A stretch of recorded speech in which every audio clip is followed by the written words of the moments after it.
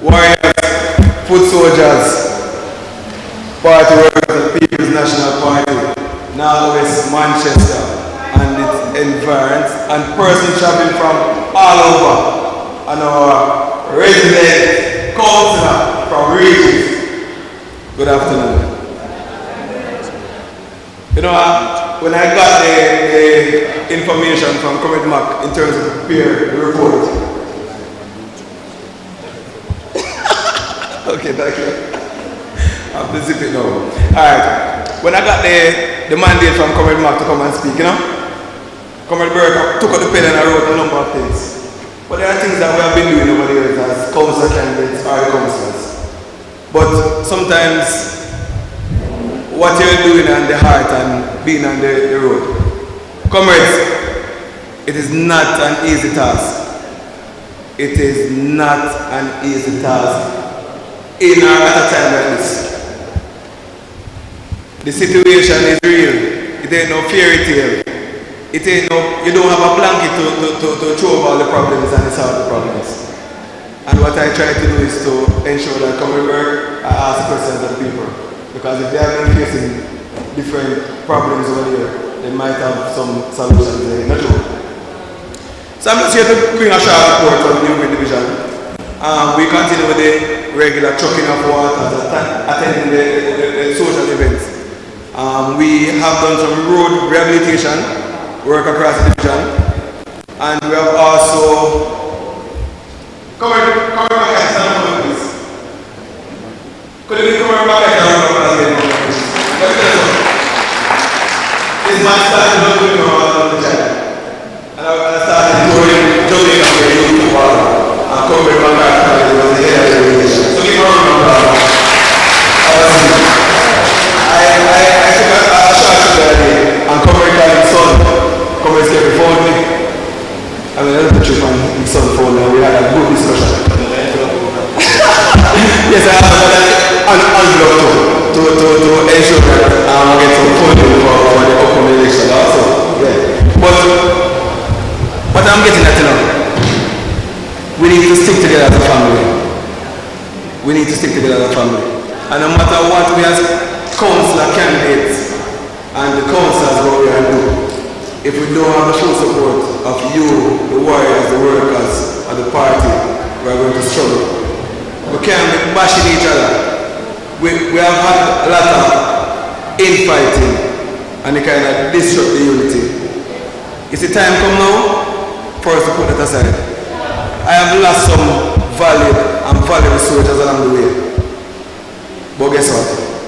Being the person that I am, I've gone out there and every single one that I have lost in terms of some ill feeling, I've gone to them and I'm having dialogue and conversation as to how we can fix that. Because guess what? When I just came in, I was told that you can win by 1 and you can lose by 1. So, at this time I'm employing my councillor candidates. I'm not supposed to give a report, you know, but sometimes I just go with the heart and the spirit. The other 3 councillors will give you a report. I'm just here to empower us and to tell my other colleagues to let us go here. It's time to go and sit at the veranda. It's time to go and sit at the corner side. It's time to go to the church. It's time to go to the bar and we'll talk to the people and get them back first and growing. I was on the road yesterday, you know, busy. And then a pastor in my area, the comrade that I ran against, comrade in the run out, he had a crusade going on. Just come back, crusade finishing Sunday. My timetable is full. You know what? I spent 5 hours in church last night and it was a good feeling. Sometimes you go someplace, it rejuvenates you, give you a different feeling. Coming to this day, a different vibe. You know what? I have nothing to do tomorrow, you know, but tomorrow morning I'll be in church, you know. Amen. I'm in church. And you know why? Because some of the persons that you want to reach, comrade sister, you won't come in contact and meet them anywhere else unless you go in your space. So me I'll go to church tomorrow. Yeah? So on my journey, I'm just asking you to pray for me, continue to give me support. And if you have a problem with myself or any of the council candidates or the member of parliament, reach out to us. Let's have dialogue. We don't have time to fight and make sure that at the end of the day, the People's National Party return to the willing fellow. Time comes.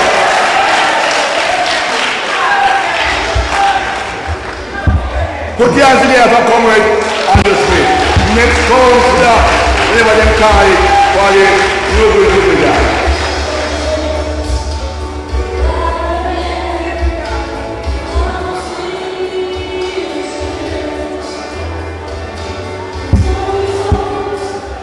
Comrades, moving right along. As all of you know, when we ran the last parish council election, as is our standard and our norm, we won all 4 seats. All 4 seats.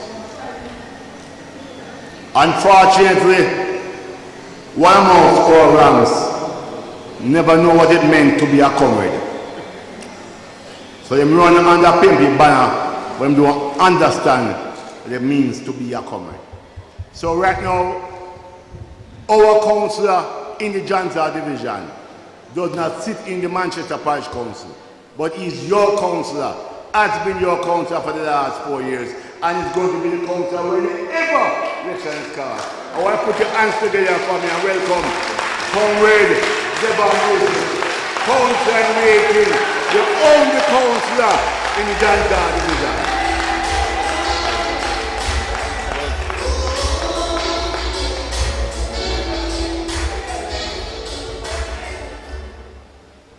With all protocols observed.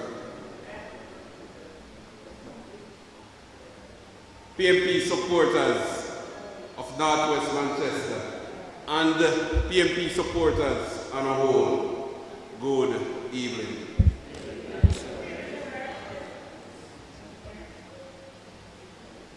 I couldn't think on the rum fall last night, but I can't see it. Can't see the rum fall last night.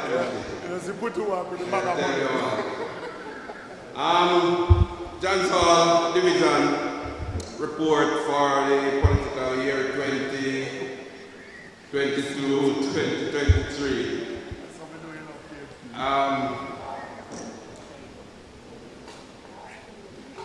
As you know, we have been waiting on this election for the past 4 years, and we have been preparing in and out for 4 Februaries now, and the task is sticky some of the times, but we are sticking to the task because John's Hall Division will return to the column of the PMP in the next local government election.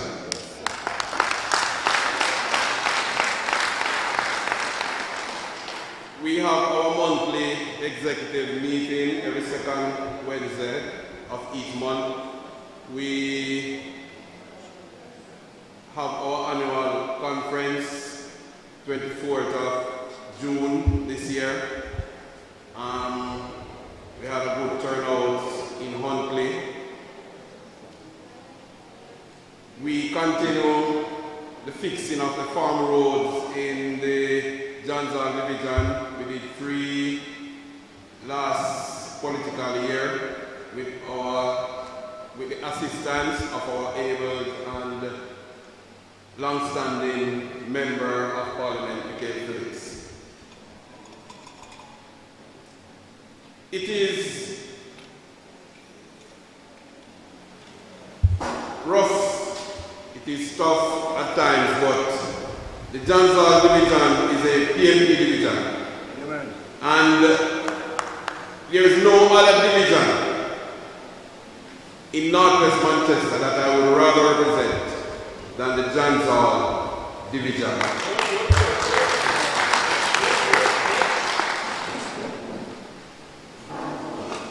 We continue with our house-to-house visit, the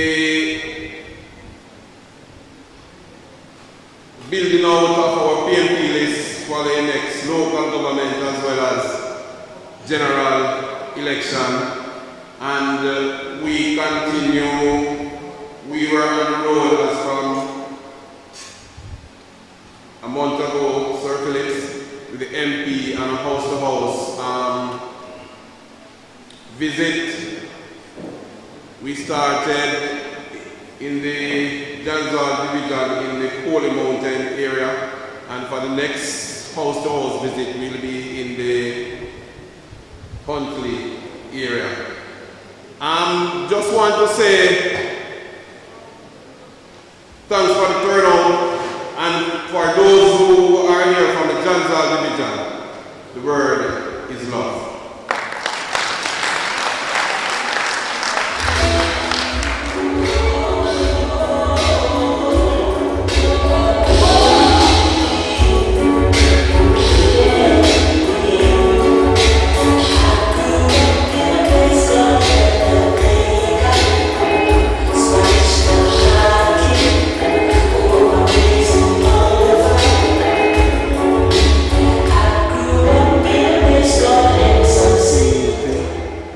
Thank you, Comrade Wilson. And I want to note everything what I'm saying because I want to ask them questions when I'm done. You know, I have questions that come. Comrades,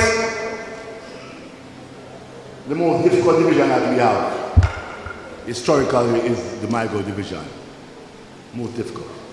But we are well served by a young comrade. Relatively young, because I know young again. Parents looking well and things. But Comrade Kennedy is the only council we have who's returning. It's important as we continue with stability. I want to call Deputy Mayor of Manager, first term councillor, to Deputy Mayor in first term, I'm saying big and bad and powerful, to come and give a report from the Republic of my brother. Come and tell you.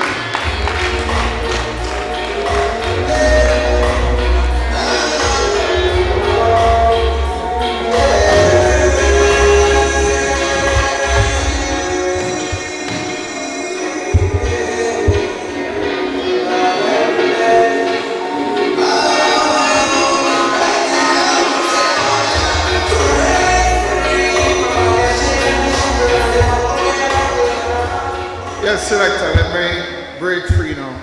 Comrades at the end table, and of course, protocol being established, I'll observe. Same, but you the workers, the hard-working members that we can call upon anytime in Northwest Manchester, and of course for the People's National Party. Good afternoon. Good afternoon, comrades. My division actually is the biggest out of all the four. You know, and it's one of those divisions that you have to work. If you don't work, you know what will happen. So of course for year 2022-2023, the progress continues. We had our annual conference on May 24th, and of course the format was similar to this, where we really focus on the private sessions, and we were well educated, you know, and for some of us it was new information, and for others it was like a refresher, that we looked at the principles of the People's National Party. Out of the 22 groups that are in the division, 18 were present. And of course, we elected our executive members. And overall, it was a good conference. We continue to have our monthly executive meetings. It's the second Tuesday of each month. And for this year, we have had 2 so far. Infrastructure. For last year, we rehabilitated the Inglewood Road, Bushy Park, Greenmount, Mount Zion, Lambert, and of course that was done out of the allocation from the ministry. And in partnership with the MP, we did Ballymore, we did from Mile Gully all the way up to Artin-Betty, we did Mile Gully again, go all the way to Endeavour. And I know one of the main cry when we go on the road is road, eh? And I always tell people, say, it's not that MP and I don't really want to fix all the road, but it's a resource problem. So we get the money, we fix it, right? And I can tell you, by the time we done with North West Manchester and Mile Gully, we'll have all carpet road. Because, comrades, you know, I always tell some of the residents, because you know road is a problem, eh? The bad road hurt me and MP more than you know, because we have to travel all over the division to come and look for you. When some of you just maybe go to market or churches sometime on those roads, but we have to use it every day. So it's imperative that we advocate and ensure that all your roads are fixed. The water situation continue in the Mile Valley Division. It's one of those divisions that only have 5% being supplied by the National Water Commission. So the other 95% have to harvest rainwater, or some people go as far as buying it. So the water distribution continue throughout the year. We did house to house in some areas, and where we have the way-by tank, like in Mount Zion, Johnson, Ballymore, Greenville, all those areas, we can, down by Evergreen, we continue to fill them on a monthly basis. One of the major things that was done last year, though, was the opening of the water shop in Mile Gully, and of course, where we have over 18,000 gallons, right? That is potable water is readily available for anyone who needs it on a daily basis. So we have the opening of that shop in the month of February, and I must say, up to today, we have to refill those drums, so the water, you know, is really serving its purpose.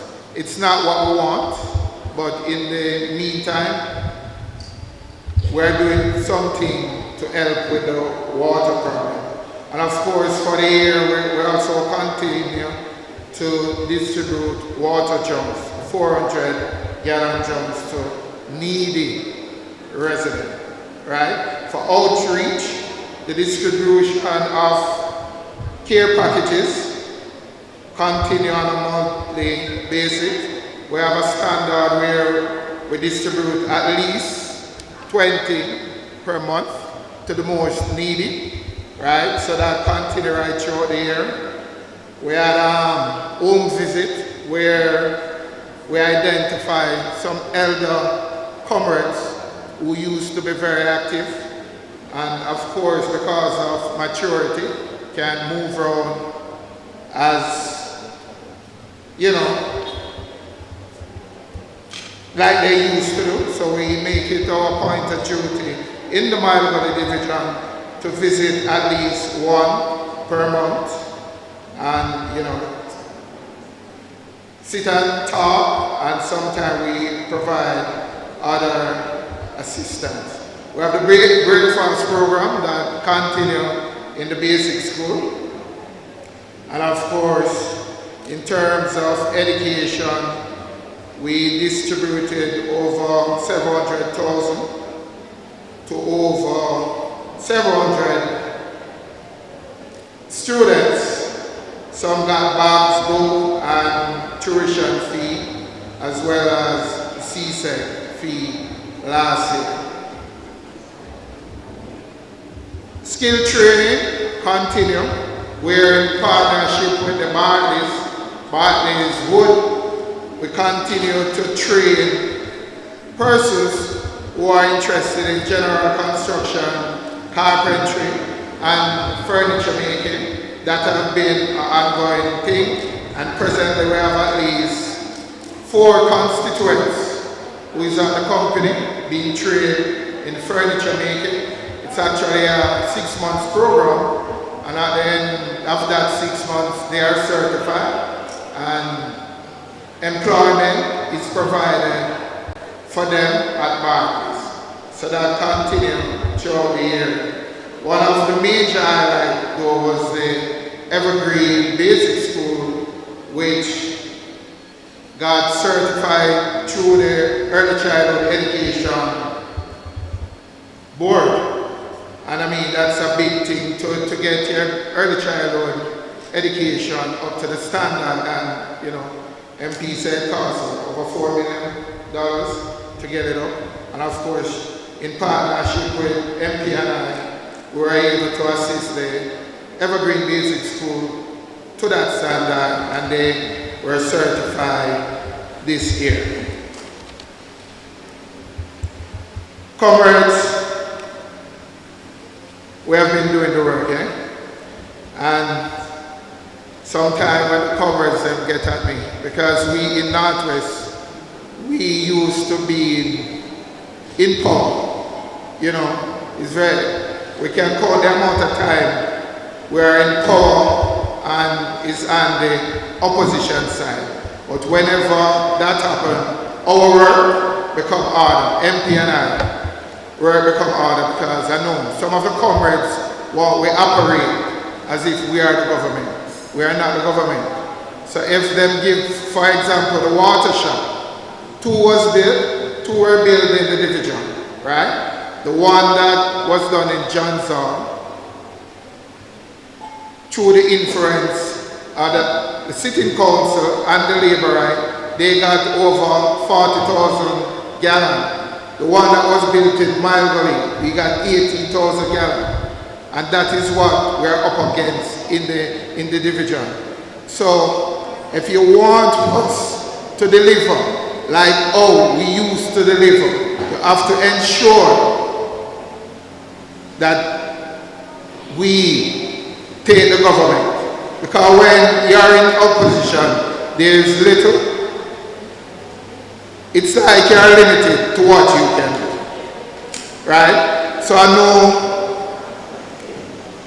we're feeling it. The pressure is on comrades, but we continue to advocate and advocate for you.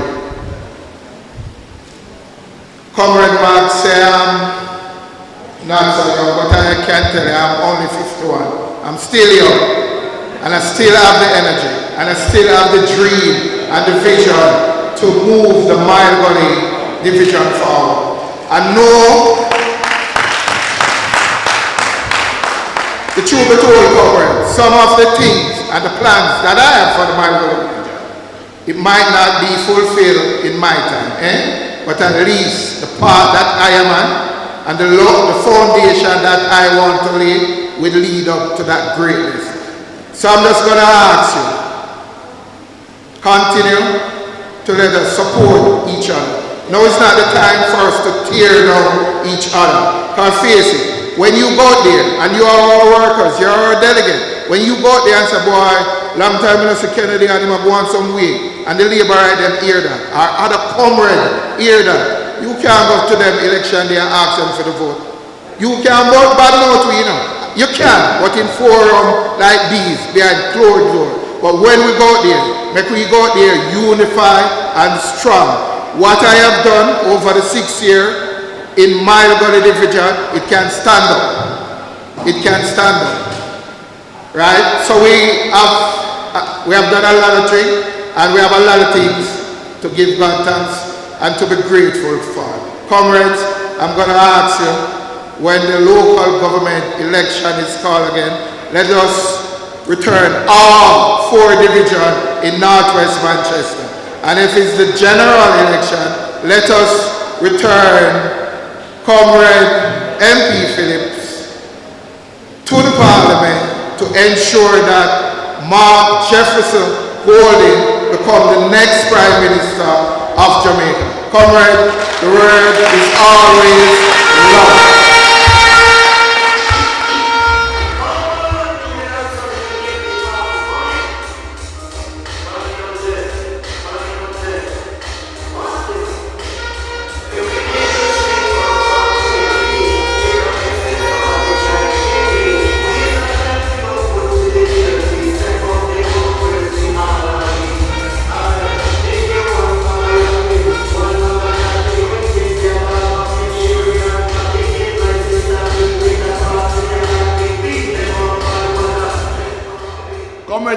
one of my favorite songs, and I'll tell you, every time I hear it, I feel nice. I feel nice. Comrades, put your hand again for comrades, just to do that connection. We usually have councillor, his report was different from Andrew's report and from Divisional report. Comrades, next report will come from the spiritual division. At the spiritual conference of 2022, Comrade Keisha Flip-Sullivan was elected as the chairperson of the division. Most of you are aware of incidents that occurred with her during the year. We know she's very energetic, so she should climb up on where she has to climb up on and follow on the foot. But that don't make no difference. So she kept out there, on the foot, on the foot, on the foot. When the matter have to go sit down, sit down, on the foot, on the foot, on the foot, until the foot had up bad. So she had to be out of circulation. So come and face it, had to take over for a time. Just when the foot had get better, unfortunately, as I mentioned earlier, she lost her husband, our comrade regional treasurer. So come and face it continue. So in that regard, come and face it report from the division this evening. Deputy Mayor, former Deputy Mayor of Manager, 5-term councillor, in concept of 5-star general. But I was reminding you that even though the first 5-star general, it's the people of Spurs I want to thank for making him the 5-star general. Yes. Yes. And I only want to do it, I want to do it. So I want to put you all together for the 5-star general. He's not going anywhere. Life member of the constituency. Comrade for life. Comrade your organization.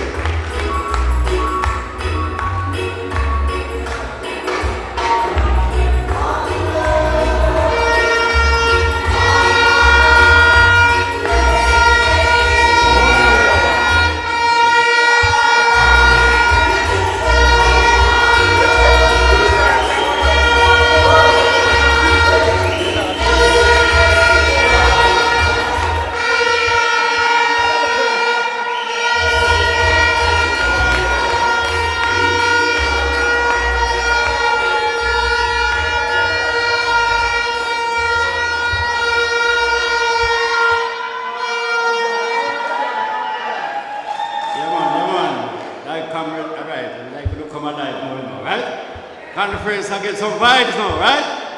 All right, Comrade Chairman. Comrades at the head table, but I want to mention our Member of Parliament. Maybe here from Comrade Michael Felix.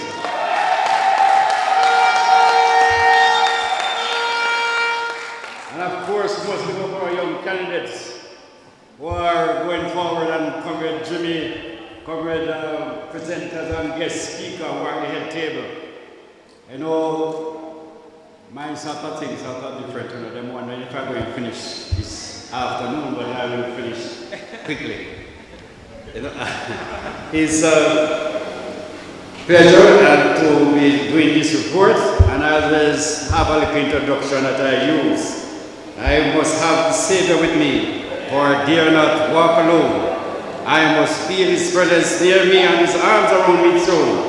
Then my soul shall fear no ill. Let Him lead me where He will. I will go without a murmur, and His footsteps follow still.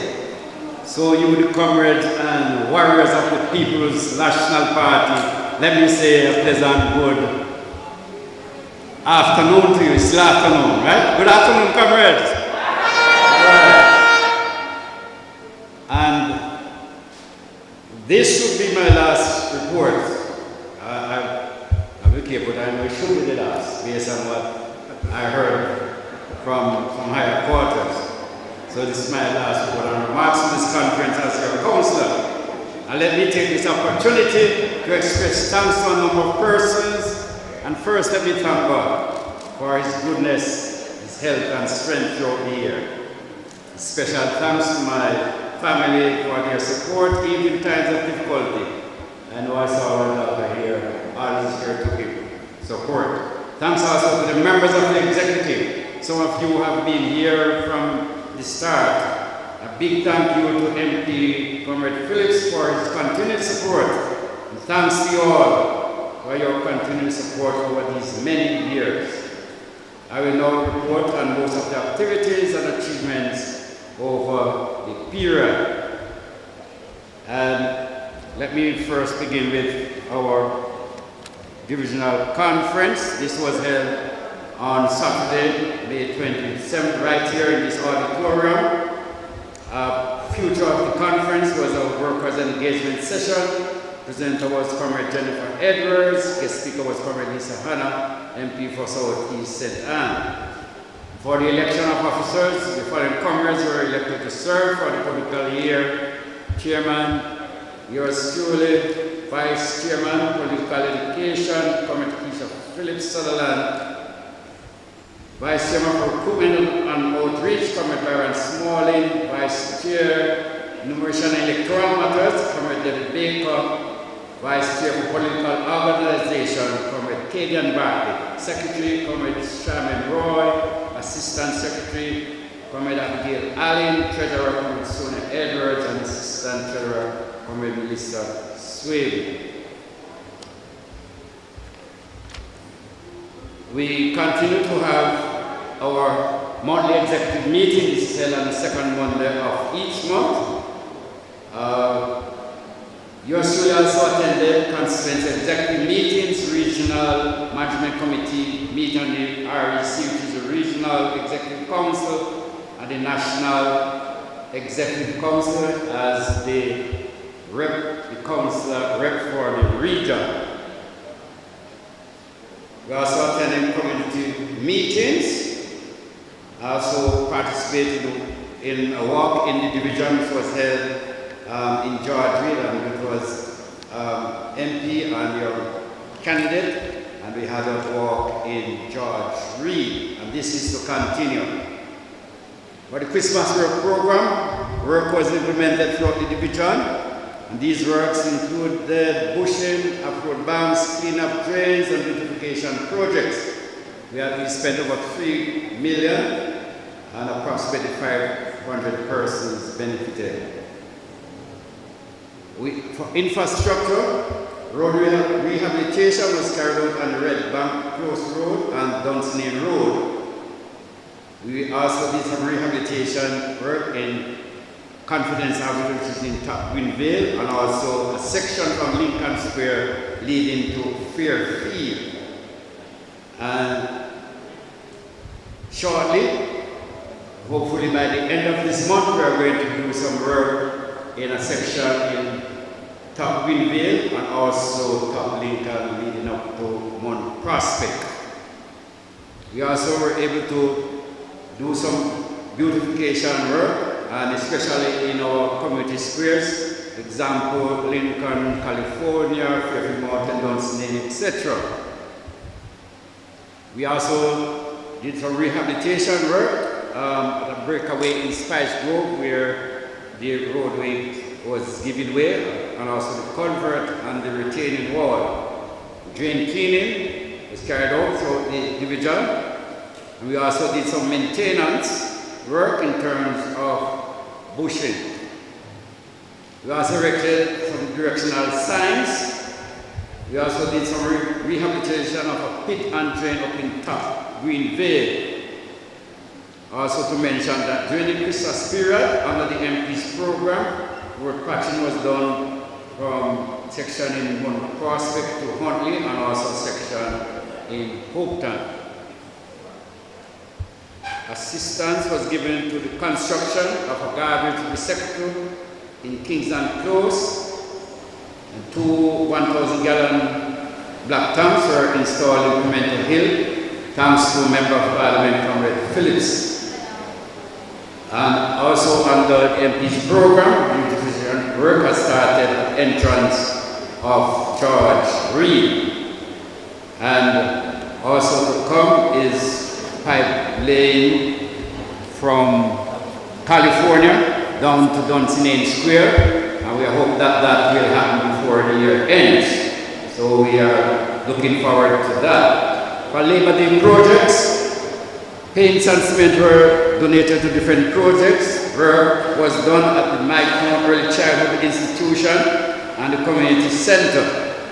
Work was also done here at Hatfield School, Bethel Street, Gabby Street, Scotttown, George Reed, where beautification was done on a section of the road there. Also in Fairfield, Love Lane and Pimento Hill. The Division Women's Movement participated in a feeding program for the street people in Mandeville. The Progressive Outreach Program, the Progressive United Group in Lincoln put on a children's treat in the new year. A number of persons benefited from Black Talk and the Black Talk program, and this to say that it is sort of on a limited scale, so many times we have to make sure we scrutinize who's benefiting from this, as some persons sometimes have difficulty in really in catchment of water. We also made a contribution to the staff at Hatfield Primary School here for Teachers' Day and for Children's Day. Council visited Mike Early Childhood Institution, donated ice cream to the students. And I want to thank Comrade Tisha Crawford, who donated the cake to the Gunson Basic School on behalf of MP and Council. And we also have planned a back-to-school treat for the latter part of this month, and we are hoping to incorporate in this a health fair. Much more information will be had to you, will be given to you. We continue to visit to families who lost loved ones, and assistance were given in some instances. And also attended wakes and funerals. Also a group from the women's movement and who attended the service at the SDA Church in Fairfield Mountain. Other programs, we continue to truck water to the wayside and the black tanks in the various communities, and also to do some house to house. Under the Youth Summer Employment Programs, 20 students benefit from this program. Another 17 students are engaged in this program at the moment. We also were able to assist in back-to-school assistance, fees and books, and of course we're going to continue this year. The information came to us late, but we are trying our best to see how well we can assist in this area. And also, under the MP's program, housing assistance is given. Also from our side, we're able to assist some persons with the farmer program, which is mainly agriculture. We also have an employment program where we're trying to assist persons to give them a start in whatever they are engaged in. So comrades, this is a summary of most of our programs achieved and activities over the period. But I see some council candidates, and I was supposed to know that I have two of them running in this local government election down in West Combinant, and my candidate for the spiritual division, Comrade Keisha. So I have those, and I know that having taught them at school, I expect them to do well. Clap them, man.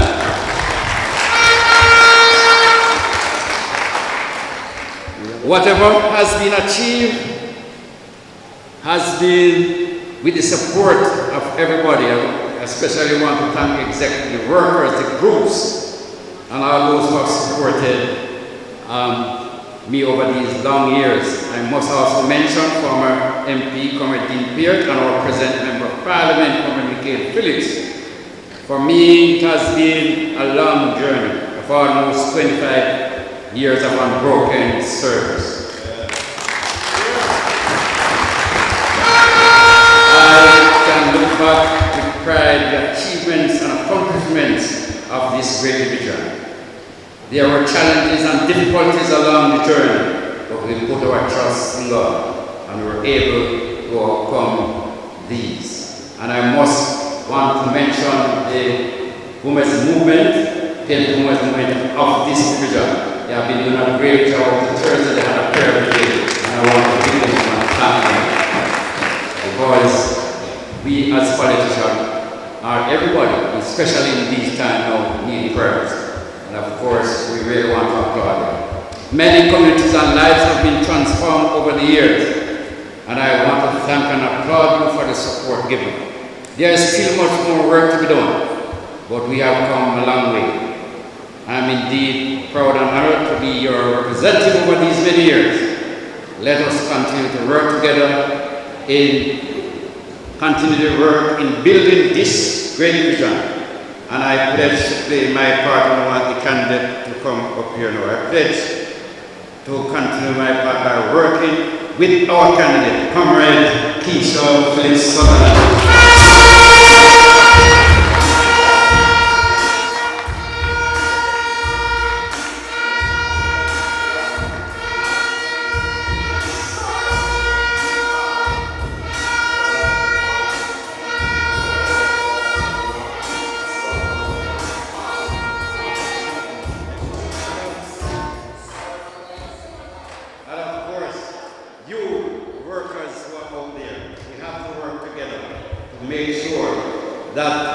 Spiritually division remain winning column of the People's National Party. Let us all remain united and bind together in love and unity. Of course, are you ready for our candidates in North West Manchester, our PNP council candidates? Are you ready for them? Are you ready for Comrade Phillips to return as your member of Parliament? Are you ready for Comrade Mark Golden to be the next Prime Minister of Jamaica? Are you ready for the People's National Party to regain power, to rescue Jamaica from this unfair? Time come, the trumpet has sounded. Let us answer the call. The word is love. God bless you.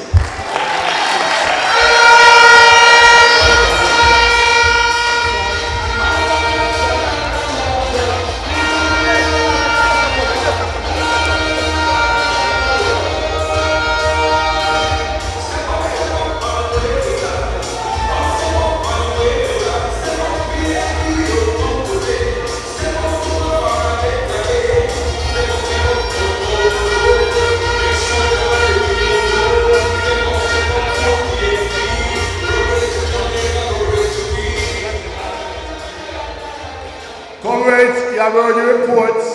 You heard my report earlier on Secretary, and you have heard 4 reports from the divisional leaders. We are allowed to have an open discussion on any issues that they may have raised or they may not have raised, that they ought to have raised. So the floor is now open, comrades. This is our private session. All I need to do is when you raise your hand, give me your name, where you're from, and give me your question or your suggestion. Are there any questions, comrades? Everybody is very happy. Everything all right? Everything copacetic? God have mercy. All right, if you don't set up. While the presentations will be done, we are embracing the presence of His Worship the Mayor of Mandeville and the next Member of Parliament for Central Manchester, Comrade Donovan Mitchell. We feel so fortunate to have you in our presence today. Thank you so very much. All right, comrades.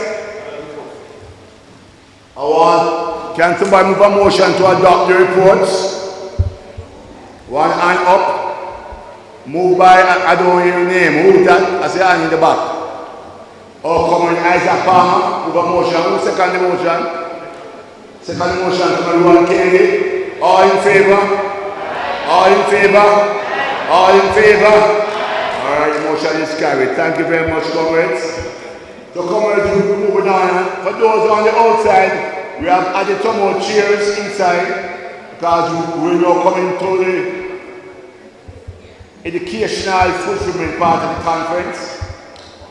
So we invite you all to come in, young, old and in between, as we discuss and reason. It's a bit difficult, as Comrade said earlier, for us to introduce Comrade Wentworth Skeffrey to North West Manchester, as we have adopted him some time back. And when you adopt Comrade Skeffrey and treat him good, he don't leave, so he's like over here. A teacher by profession, comrades, a current PhD student, a Deputy General Secretary of the party responsible for electoral matters, a Commissioner of Electoral Commission of Jamaica representing the PNP, Parish Manager for Westmoreland, current Chairman of the Constituency of Eastern Westmoreland, former Senator, former Regional Chairman of Region 5, a comrade who works for the party across the length and breadth of Jamaica, doing training and constituency audits among other things. Today, as we continue our preparations for elections, whichever one or once they may call, he will share with us some well-needed guidance with respect to our preparation.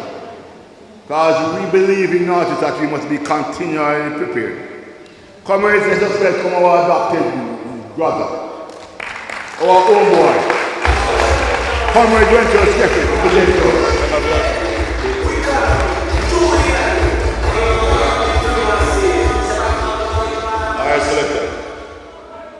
Comrade Chairman, my friend and brother, and street partner, Comrade Upton McCarthy, Comrade Member of Parliament and Chairman, Comrade Michael Phillips, His Worship the Mayor, Comrade Donovan Mitchell, former Minister of Government and Member of Parliament, my history teacher, Comrade Arnold Bertram and Mrs. Bertram in the House, former General Secretary, my friend and mentor, Comrade Paul Burke, Comrade Councillor Kennedy, Collins and Facey, Comrade Councillors in Waiting, Keisha, Andrew and Devon. But most importantly, Comrade Pat, General Secretary for the Women's Movement. But most importantly, you, the workers, the group members, the warriors, the foot soldier of the PNP, without you having no leadership, without you having the PNP. So as they stand firm, comrades, the hotter the battle, the sweeter the victory. Don't worry about a thing. Every little thing is going to be all right. Comrades, today I want to, in my limited time, talk to you about some numbers. If we are preparing for an election, whether local or general, we have to understand the data. We have to know it, we have to appreciate it, we have to understand it, and we have to use it. So I want me here today with the railway. I always said, for between one and next election, I will use my time on a platform to talk about the People's National Party. And look at where we are. Others will deal with the GLP, but I want to focus on us. Because if we do what is right as People's National Party and Comrades, there's no way GLP can ever beat the People's National Party. So I want to look at some numbers, and I'm going to scare you. From a boy growing up here at Northwest Manchester, a PNP country, and hope to reinforce that. But the country must not take for granted. I know many PNP country in my lifetime that we have taken for granted and we have lost it. North East St. Ann comes to mind. West Central St. Andrew was a good PNP seat. We won it, huh? AJ Nicholson. Northwest St. Andrew used to told that it used to be a PNP. Southeast St. Elizabeth, when I was a boy growing up, you count among the numbers, like South Manchester, Northwest. Less margin of victory, but in the same way. We have not to take these things for granted. So let us look at some numbers quickly, and I might not say everything, but I will just summarize. Northwest Manchester. In 2020, we won by 2,712 with a 59% turnout. In 2007, our margin of victory dropped to 937. With an increased voters list from 19,000 roughly to 19,000 roughly in both elections. Didn't change much. The voter turnout went up from 59 to 62, marginal increase. But the JLP got 1,335 more votes between 2007 and 2002. So we have to now look. But when I look at the trend from 2011, Comrade MP, Comrade Secretary Comrade, the voting trend in Northwest on both sides of the fence has constantly decreasing from 2011 to 2020. In 2011, the voter turnout was 61%. In 2016, 50%. In 2020, 38%. And some people might say, today I was looking at these numbers, my best friend that helped me in political analysis, my daughter. And when I told her, I said, Dad, everybody will say, it's COVID in 2020. But I see a little pattern, not a trend yet, Comrade Bertrand, but between 2011 and 2016, it fell by 11%. And there was no COVID. And between 2016 and 2020, it fell by roughly the same, call it 12%. And both parties' number constantly falling between 2011 and 2020. We got 702 less votes in 2016 than what we got in 2011. JLP got 604 less. In 2020, we got 2,045 less votes compared to 2016. JLP got 956 less votes. And I come here to scare you, and you might denounce me as a son of the constituency after me leave. But I want us to understand that we can't take it for granted that a PNP country. Because the numbers is telling us a different story. The reason behind the numbers, a different thing in analysis. But this is the data. How you want to rationalize the data is a different conversation. But we are losing. So from 2011 to 2020, we have lost on near 2,800 votes. The question is that there is no excitement to vote in Northwest Manchester. That's one of my possible interpretations. Because both parties are losing. But the danger, comrades, for us is a PNP seat. So we want the excitement for voting on us. If Labour are excited, that's fine, don't it? But we must pack up our strongholds, as Comrade McCarthy always say, and increase our turnout. So the first order of business is that with this 38%, whatever the factor was or factors were, if it continues to fall, then we are in serious trouble. Because it means I can interpret from this that the greater portion logically PNP not voting. Because 2,045 less in 2020 than in 2016. And it's a graph. If we are coming down and they are moving slowly across, what will happen one day? They will cross us. One day I went to quickly in Western Westmoreland after the 2016 election, Comrade Bertrand and Comrade Burke. And I had the same type of conversation. It was a training, so I had 2 hours. So I did my graphs and everything and showed them the line graph coming down for PNP and JLP just moving slowly across. And I said, if we don't reverse this, the next election we will lose it. They run me out of school. But the next election we will lose it. I said that's the reason. We have to look at the numbers. So I'm saying to Northwest Manchester, you are the bedrock of the PNP. We have to look at the numbers now and take some corrective measures. Let me look quickly now at some enumeration data before I share some recommendations. And I go to the summary page for interest of time. The summary one. Since the last general election that was held on phase 41 voters list, those of who understand the phases, that list came out in July 2020 because of the COVID. We have completed 6 phases. Each phase lasts a month. So roughly 3 years of enumeration since 2020.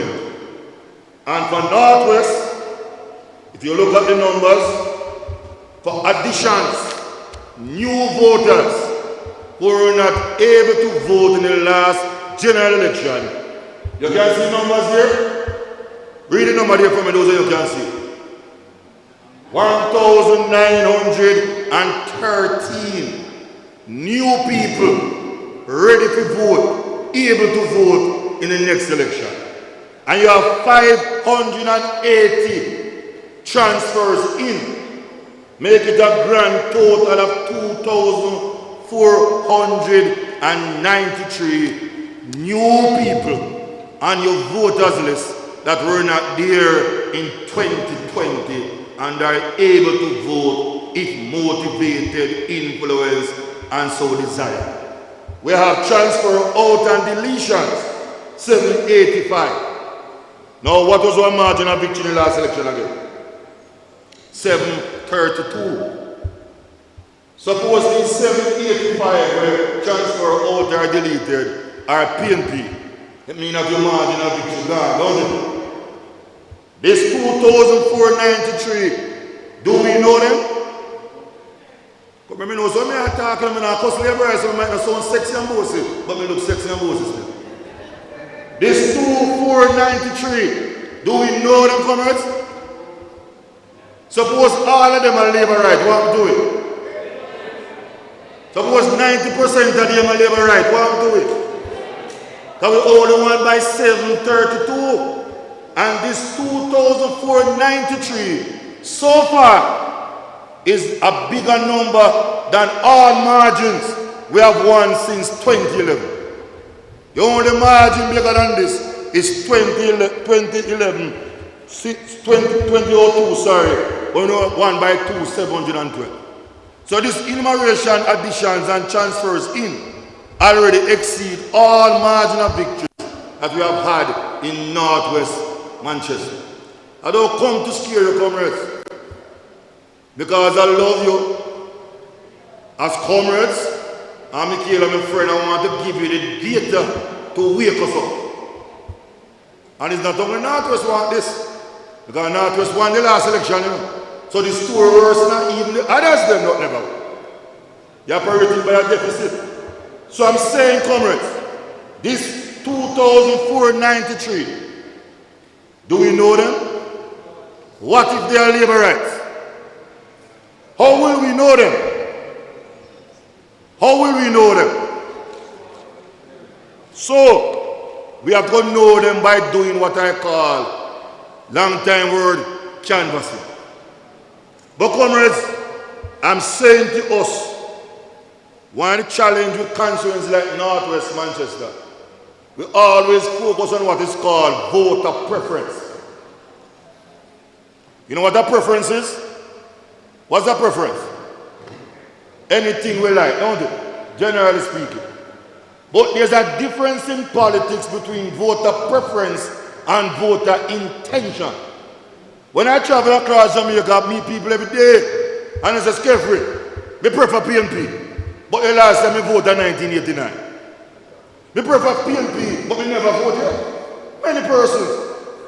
My father was a councillor. My mother was the strongest PD worker. Everybody in my yard a PNP. So I prefer PNP. If you should take the 2 million and odd persons on the voters list, and you ask everybody which party you prefer, you will have an opinion.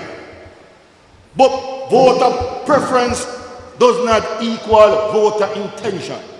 In politics, what we want is the intention. What you will do. That's what is ultimately important. For example, a man can prefer PNP, but vote Labour right on election day, and vice versa. A man can prefer PNP, but don't vote. If he prefer PNP and don't vote, that doesn't help Michael and the 4 candidates. What you want is the vote. So the 2,045 that did not vote in 2020, but voted in 2016, they all prefer PNP. But they do not have the desire, whatever the reasons are, to come out and vote. So we have to get back to basic. And the weakness in strong PDs, we say, everybody in the district are PNP. No worry, man. Everybody are PNP. But the election day, I know everybody come vote the PNP. And winning the PD is not merely getting more than the GLP. You have to set a target. And you have to get that target or exceed the target. So in a strong PD in Johnson Division, if you want 150 votes and JP should get 12, and you get 100 and JP get 12, we are behind. Can we drop what? 50. Do we win? And we celebrate. And we drink the white rum and play the domino.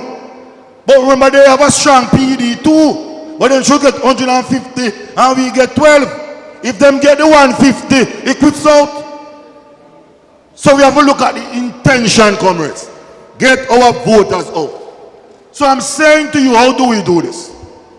While politics is modernizing and transforming, nothing beats a proper house-to-house campaign. And Mikil and the team have started that. They recognize it, so give them a round of applause. Knock up on people's door. No crowd, no noise. Walk with the voters list. Walk with the exercise book to take down the issues. Go up on the veranda. Go up on Miss Mary bed.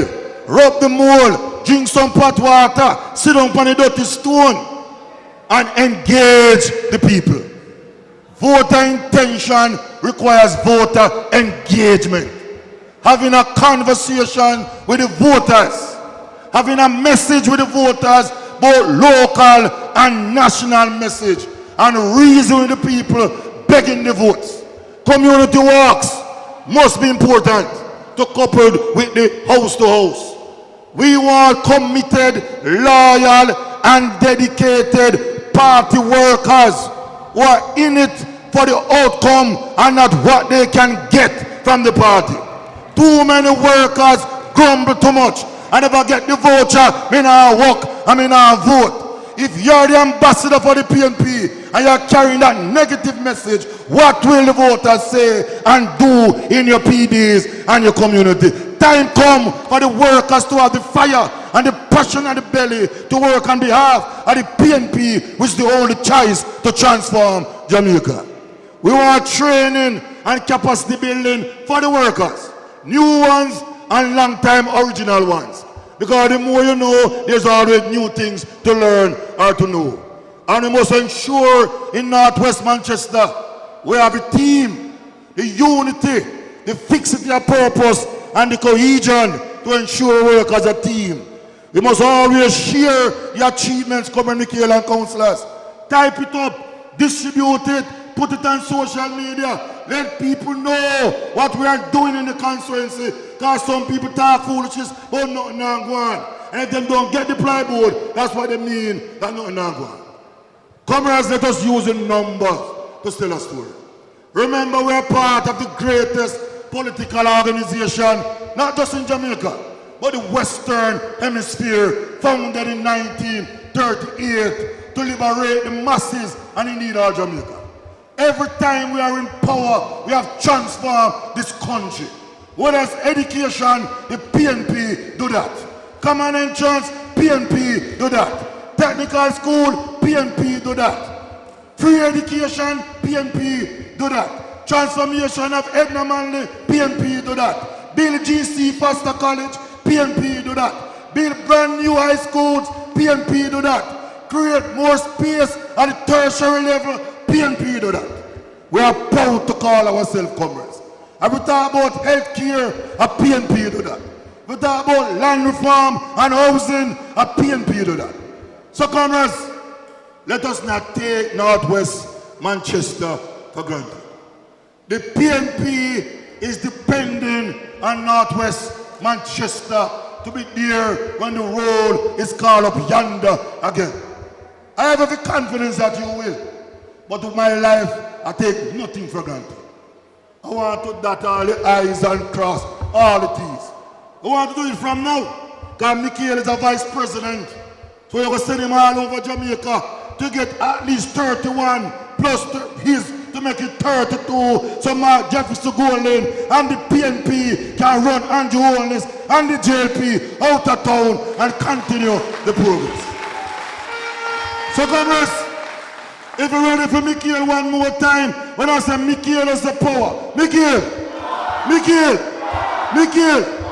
When I say councillor candidates, you say victory. Councillor candidates.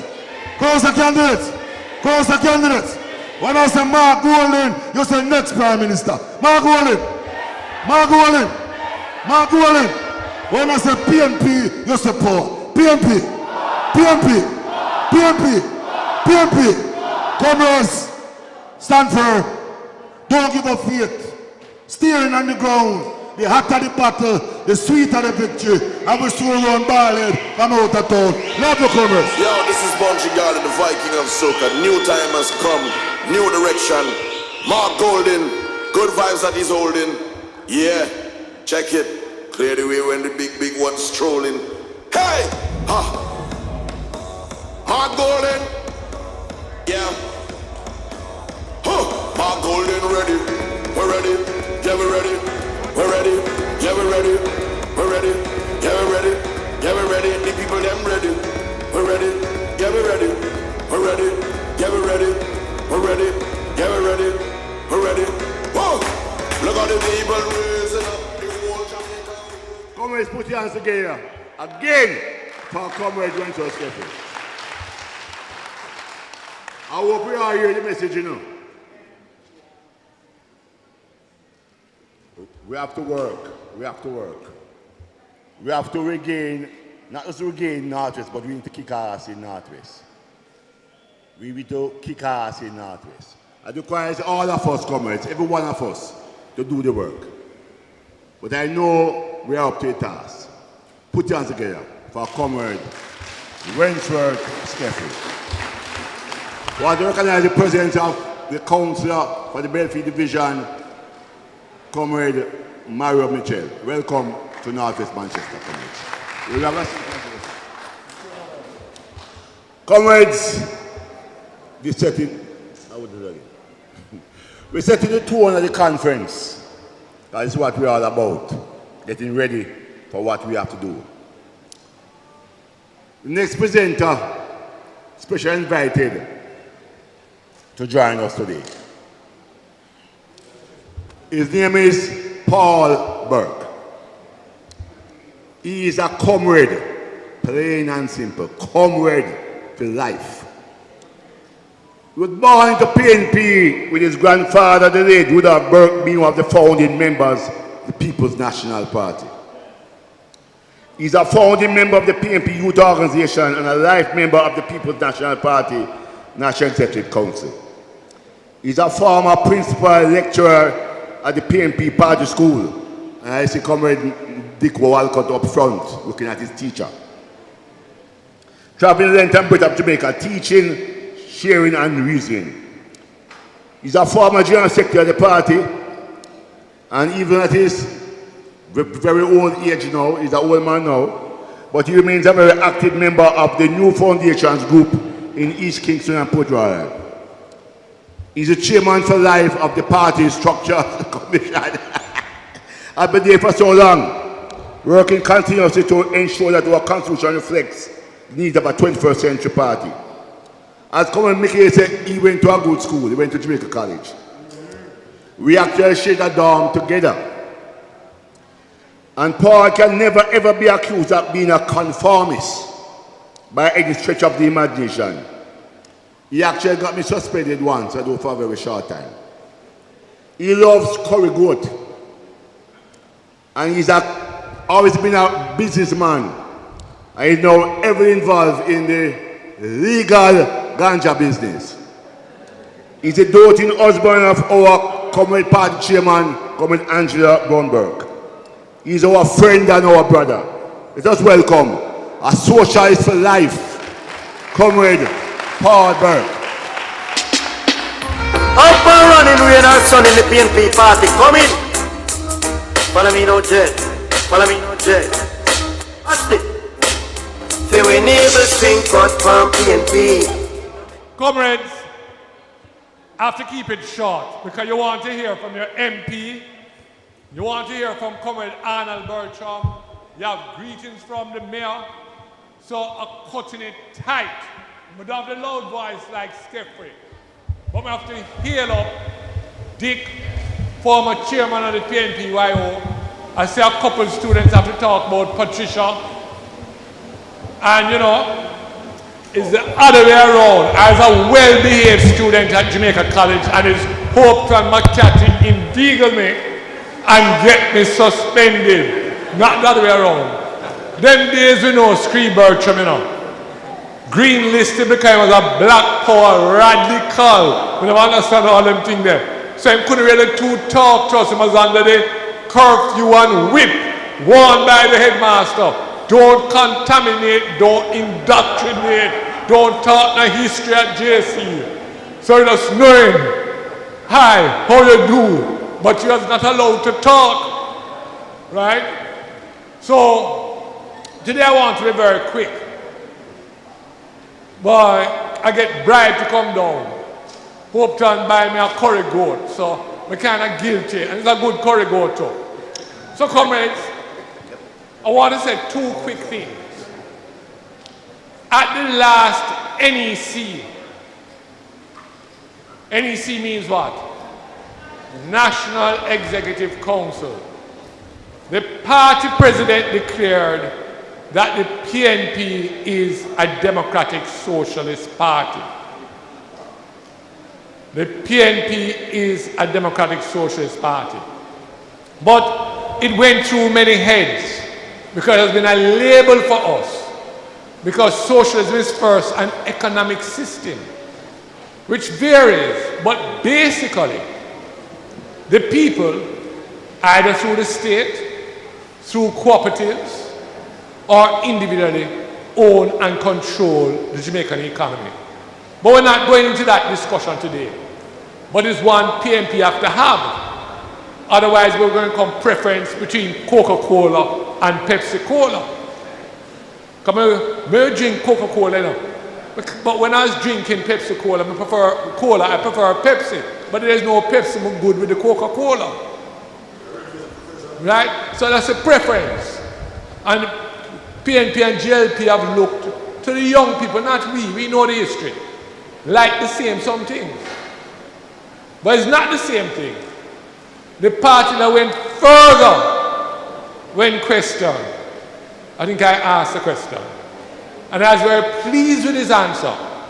We are an anti-imperialist organization. A number of people clapped, but they never understand it.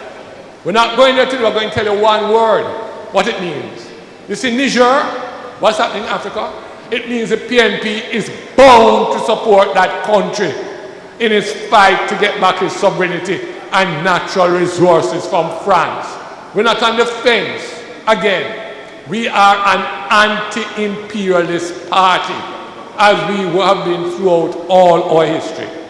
So today, very quickly, Hope to ask me to speak about the PNP. And I want you to read this with me. What Norman had to say about the name of the party. I want you to read it. I don't want to tell you. I wish to say another word. I wish to say a word on another aim. But you're not reading with me, man. Make we start again. 1, 2, 3. I wish to say a word on another aim of this party. It is to be found in its name. It is called the People's National Party. It is called, I repeat, the People's National Party. It is called the People's Party because it will unswervingly aim at all those measures which will serve the masses of the country. I've already indicated a line of cleavage. It is perfectly true that the interests of all classes of people are bound together. But it is equally true that there's a common mass in this country whose interests must predominate above and beyond all other classes. Because no man is democratic, no man is a sincere and honest Democrat who does not accept the elementary principle that the object of civilization is to raise the standard and living and security of the mass of people. If you do not agree with that principle, then you are playing with words when you talk about democratic politics. We don't have much time for discussion, but I want even one person in the audience to respond to me. What do you understand by that? What was Normanley saying at the launch of the party in 1938? Want somebody, please. Come, remember, you know, you have MP, you have guest speaker to speak. So what you're saying, you know, Jamaica is made up of many different strata, classes of people. You had the big landowners, correct? And they were big landowners. You had other farmers, medium, small, and what we call the peasants. You had the working people. You had the teachers, the people who worked with civil service. You had the artisans. You had the people who worked on the farms. And all of them belonged to different classes. Income was separated. We had some common goals.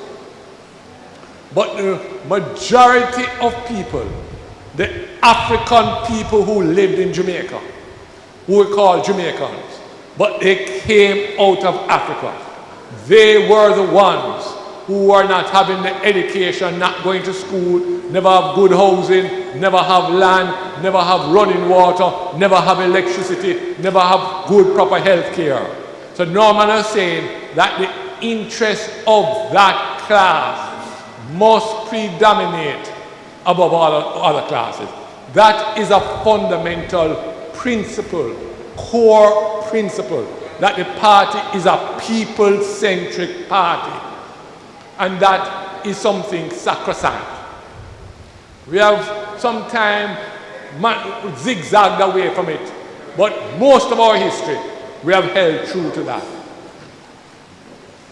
The second objective of the PNP states is in your constitution, to work for and promote the political, economic, social and cultural progress of the country as a whole in accordance with the fundamental aims of the party.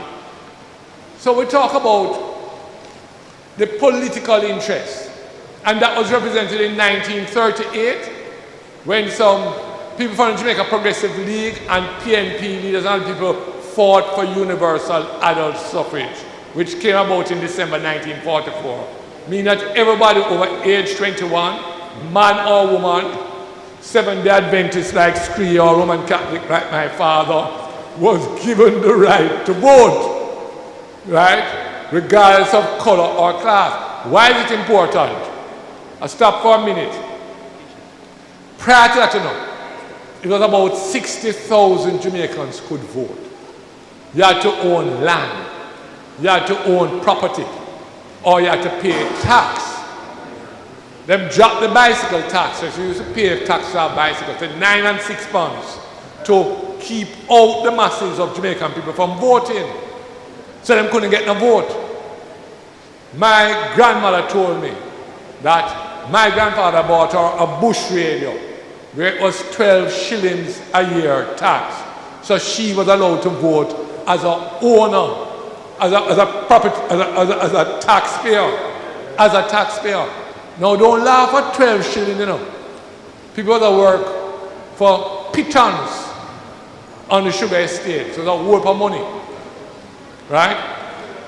So that's the second objective of the party. What are some of the core principles of the party? And what do we understand by these words? And I want you to discuss it in your group. I don't want to tell you today. What we mean by upliftment of the Jamaican people. What we mean by equity. What we mean by democracy. What we mean by participation. What we mean by egalitarianism. So, Norman Manley very much was guided by egalitarian principles. Equal opportunity for all, regardless of class, creed, color, or gender. He was guided by egalitarian principles, which some people call Christian socialism. Right? So now, what are the main tasks? And I want to talk to you about principles. Upton, can you come round here, please? A principle, something that you think is wrong. The PNP was not formed to about Norman Manley, or Michael Manley, or P.J. Patterson, or Portia, or Peter Dreyfus, or Mark Jefferson. The party bigger than the individual. Now, if I was to punch Upton, I'm not going to punch him.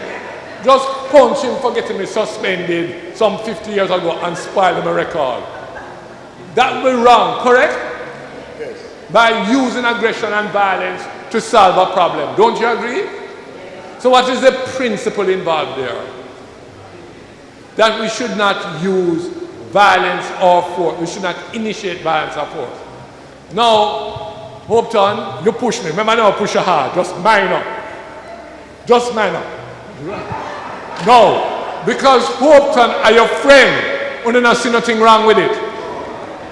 That means you don't have no principles. Because when they push Upton, you vex with me.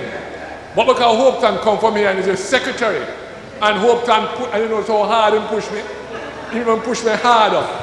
On a turn an eye to it, on a blind an eye to it, and he said, sure, I know nothing, man. But 1 minute ago, you was telling me wrong. What about your business, Upton? Right? So, your principles are things that you believe in and you hold firm to. So the PNP has some core principles, right? And we can look at that. Now, what are some of the tasks of party members today? Comrades, information and knowledge. Let me tell you, a PNP man could have walked down to the bar and take on 10, 20 labor rights and kill them with argument, kill them with facts, go into the history and talk about what the PNP did. Not just talking about the policy, what land reform meant, what beach control access meant, what opening up the education with the scholarship meant to normal Jamaicans. They could expound it with passion, with purpose, with authority, and silence the labor right there.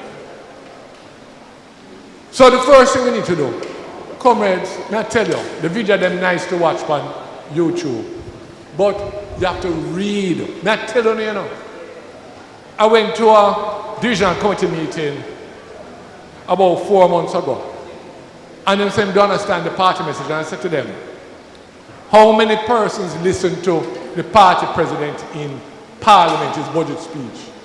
And not one of them, not even a candidate, could put up our hand. The party is also to blame, because I've said you have to give people in trouble chunks. Don't give the people the whole speech at one time. This is what the party just said about education, agriculture, security, public health.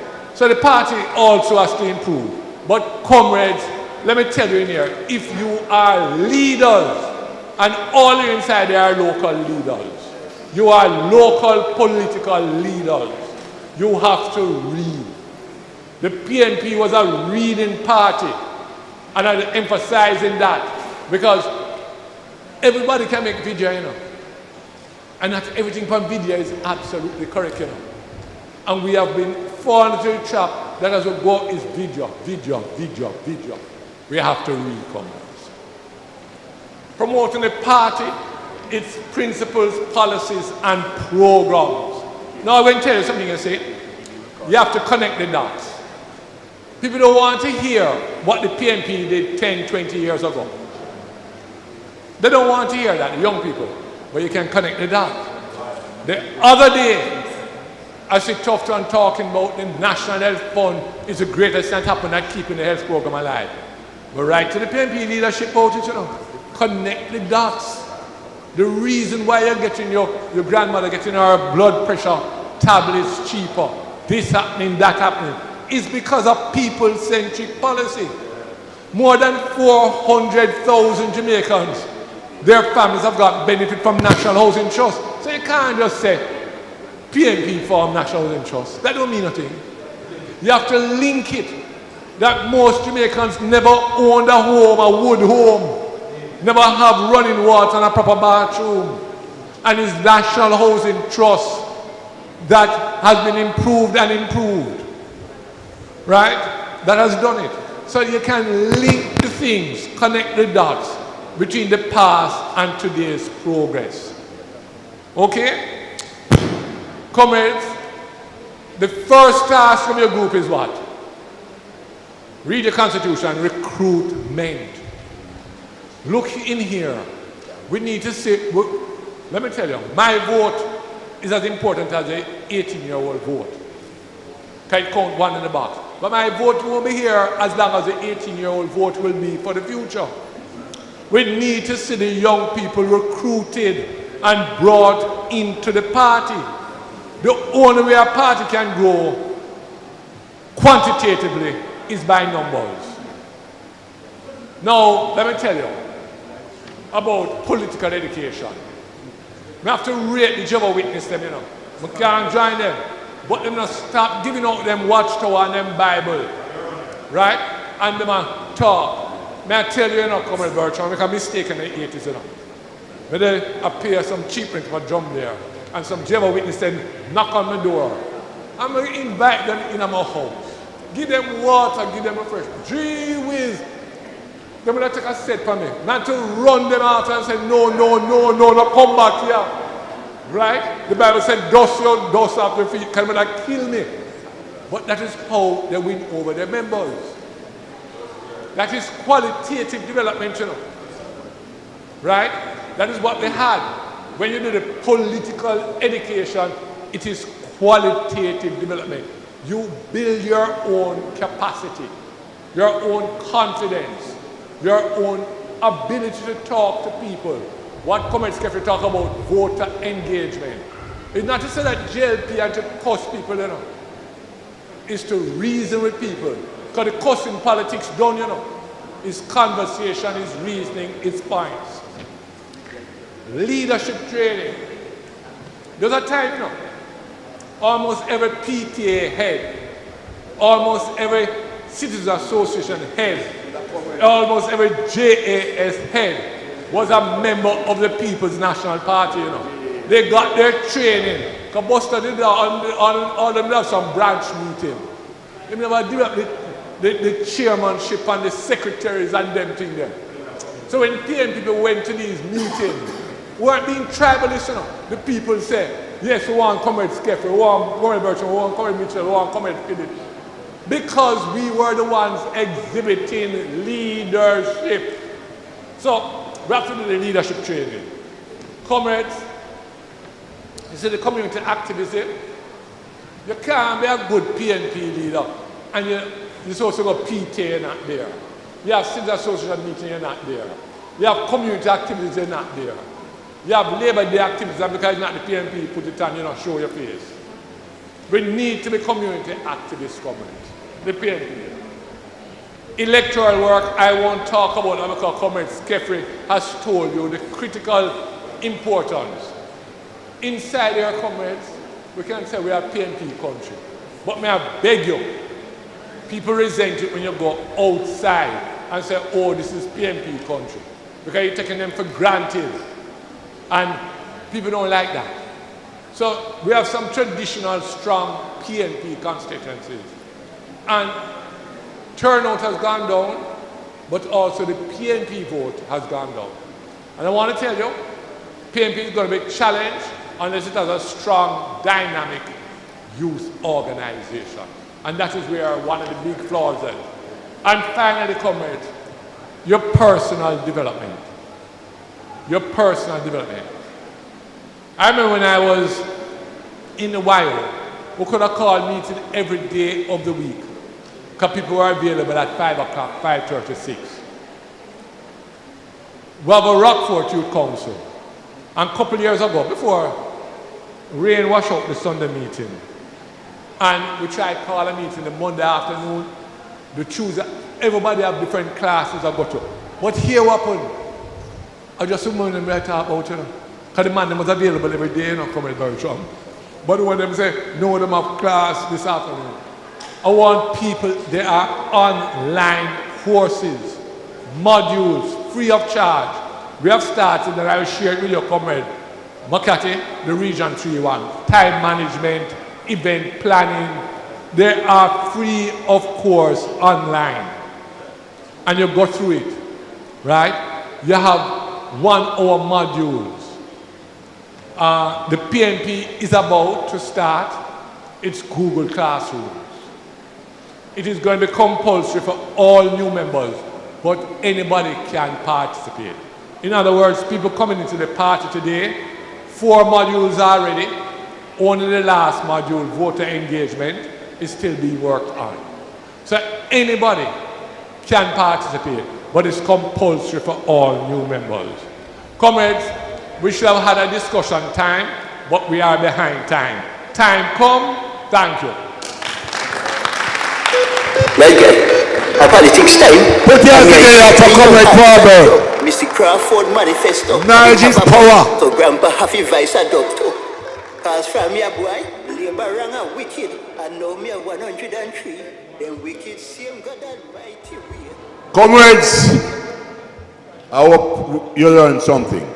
Did you learn anything, comrades? Look at him, I learned nothing, no answer me. Did you learn anything, comrades? Because, comrades, let me just say something before I continue. Comrade Skefford spoke about low turnout Comrade Paul Burke as well. When you go out and see a comrade, you know, who prefer PNP, and the comrade say to you, what am I not to vote? What do you say to that comrade? You have to be able to have information to engage them in a discussion to convince them why they should go and vote, to move their preference to the intention. You can't just say, "Chum man, come on man, come vote." You have to engage them.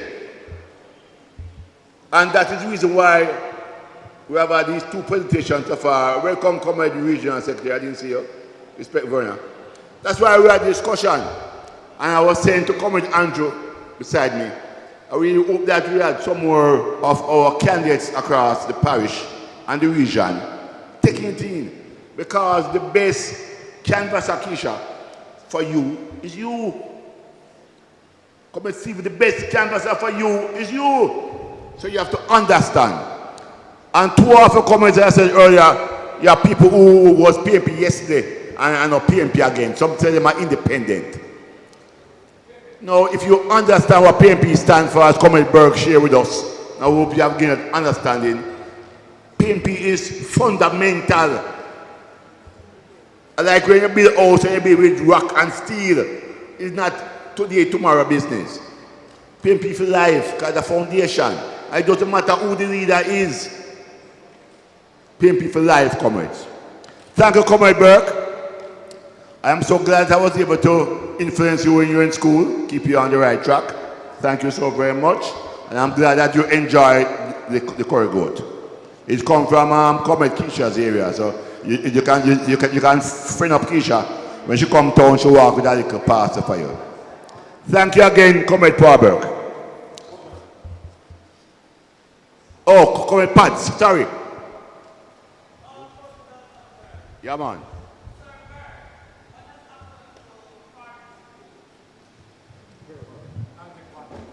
All right.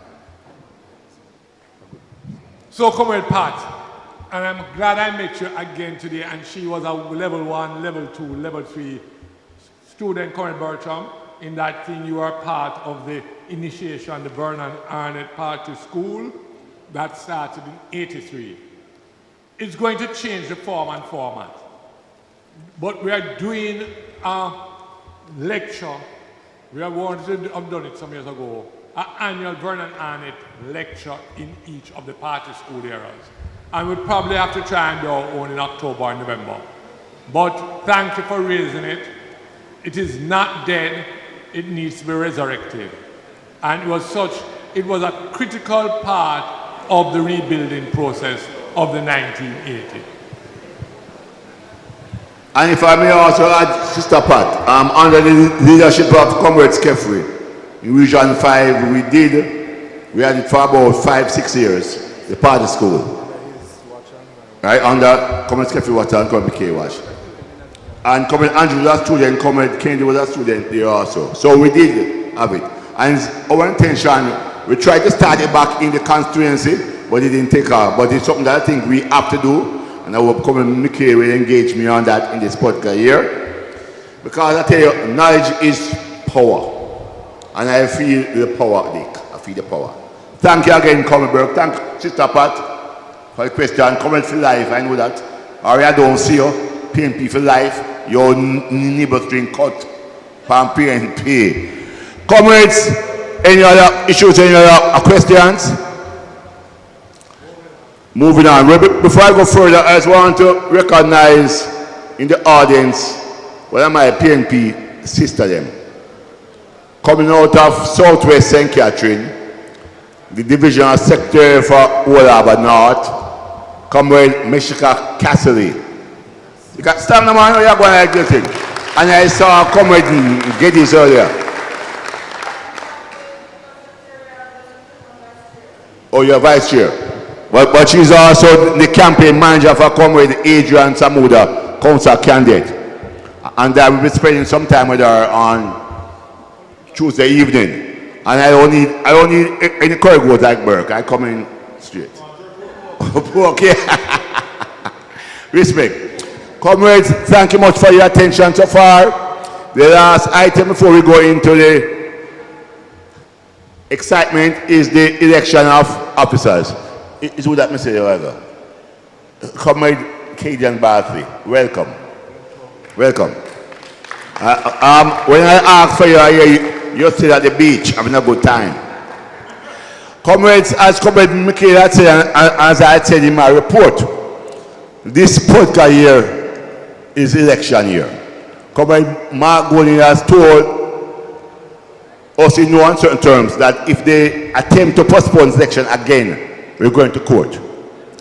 I don't pay any mind to what the Prime Minister says, but I pay mind to what Comrade Mark Golding says.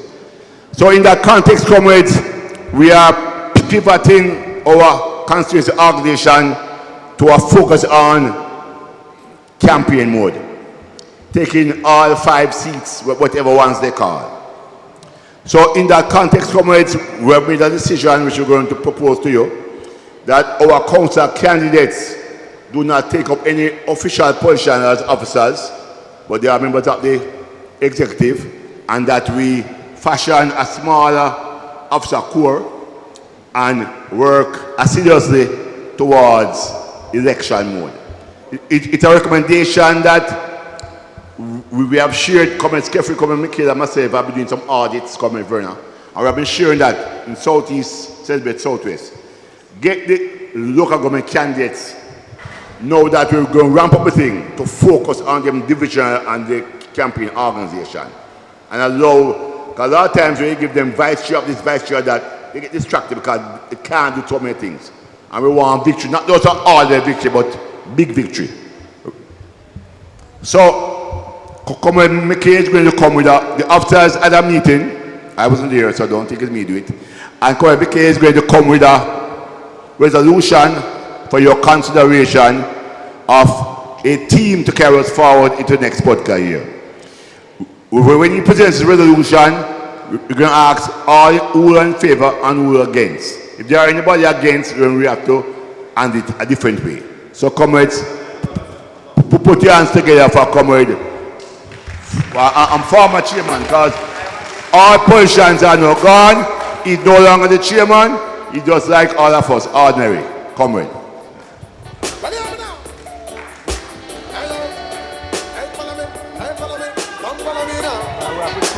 Mix this.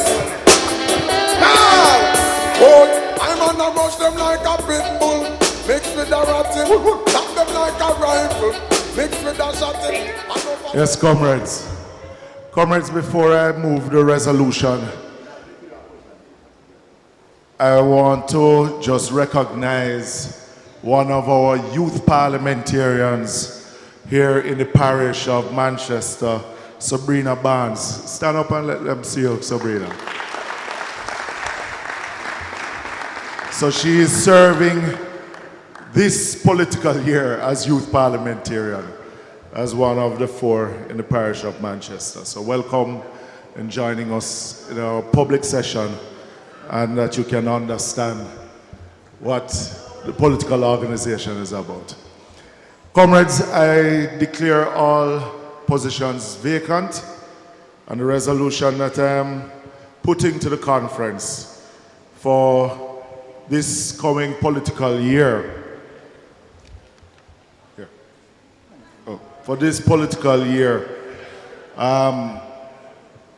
myself as chairman of the constituency, Comrade McCarthy as secretary, Comrade Irvin Facey as treasurer. The Constitution allows us for a minimum of 2 vice chairs and a maximum of 4. And as Comrade McCarthy explained to you, we're going with a minimum of 2. Vice chair for electoral matters and enumeration, Comrade Latoya Larman. Vice chair for political education and training, Comrade Cadian Bartley.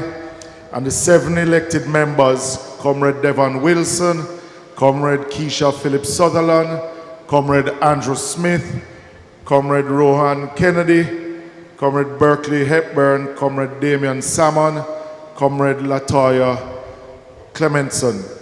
And for our NEC reps from the constituency, Comrade McCarthy and Comrade Kennedy.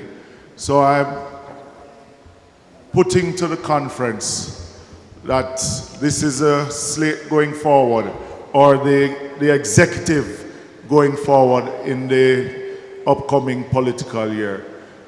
Can I have all the yeas? Can I have the yeas?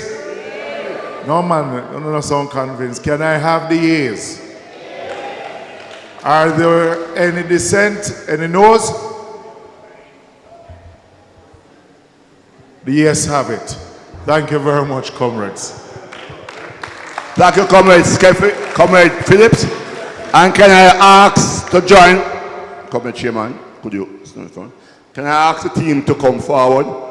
Comrade Mickey Phillips, Comrade Latoya Rahman, Comrade Cadian Bartley, Comrade Irvin Facey, Comrade Devon Wilson, Rohan Kennedy, Keisha Phillips Sutherland, Andrew Smith, Damian Salmon, Berkeley Hepburn, and Latoya Clementson. I know all of them are here, so I want to see them here. Comrade Berkeley Hepburn, Comrade Latoya Clementson, Comrade Latoya Clementson, Comrade Berkeley Hepburn, shortest man. All right, then. See the team there, comrades. So, comrades,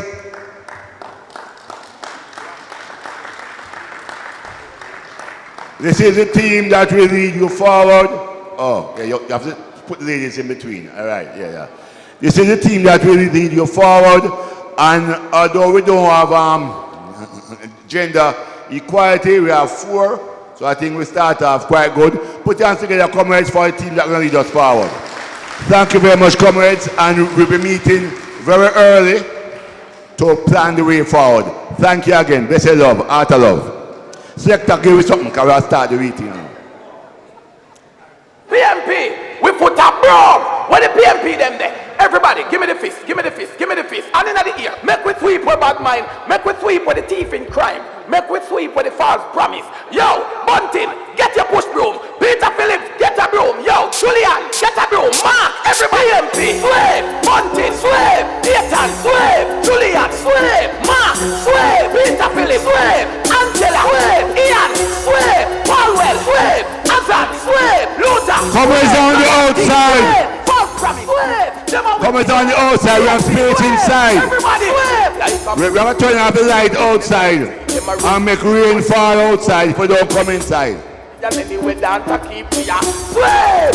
Slave! You see, Bunting a sweep, Nathan a sweep, Julian a sweep, Mark and Peter Philip sweep, Angela sweep, Ian a sweep, Paulwell a sweep, Alan a sweep, Luther. You can move your foot if you want it, no hard for you to it. Bring them round in a circle, move to the beat, from the dumb to the blind to the strong to the weak. Them a sweep, them a sweep, them a sweep. Comrades, we're moving along. We're not taking much longer. Earlier we recognized the presence of a comrade, a young comrade, first time candidate in the Republic of Northwest Clarendon. I want to tell you something about this comrade. I remember when I met him the first time, myself and Comrade Skeffrey went to a meeting in Northwest Clarendon. I met him at the meeting, small meeting with Comrade Azan. I think it was before the election, yeah. And it was a good meeting. And one thing about this comrade understands what it means to be a comrade. Across the length and breadth of Jamaica, Region 5, Region 4, I can speak of. Whenever PNP drum knock, it is first to be there. Present at our table, Lord. And tonight we are very pleased to have in our presence the next councillor for the richest division, our friend and our brother. I think he's a preacher. I don't know if it's by profession, but he preach good though. I want you to put your hands together and welcome to the podium to bring greetings, Comrade Stephen Williams. They represent for the people. Time come.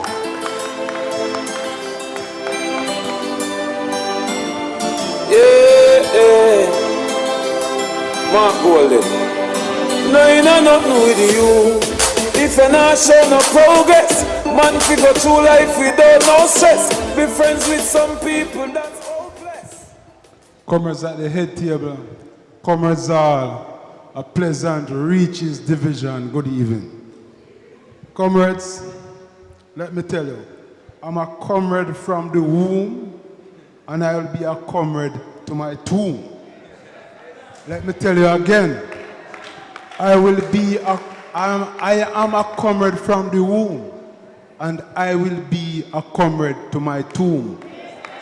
Comrades is one of the best things when you're inside looking out, more than outside looking in.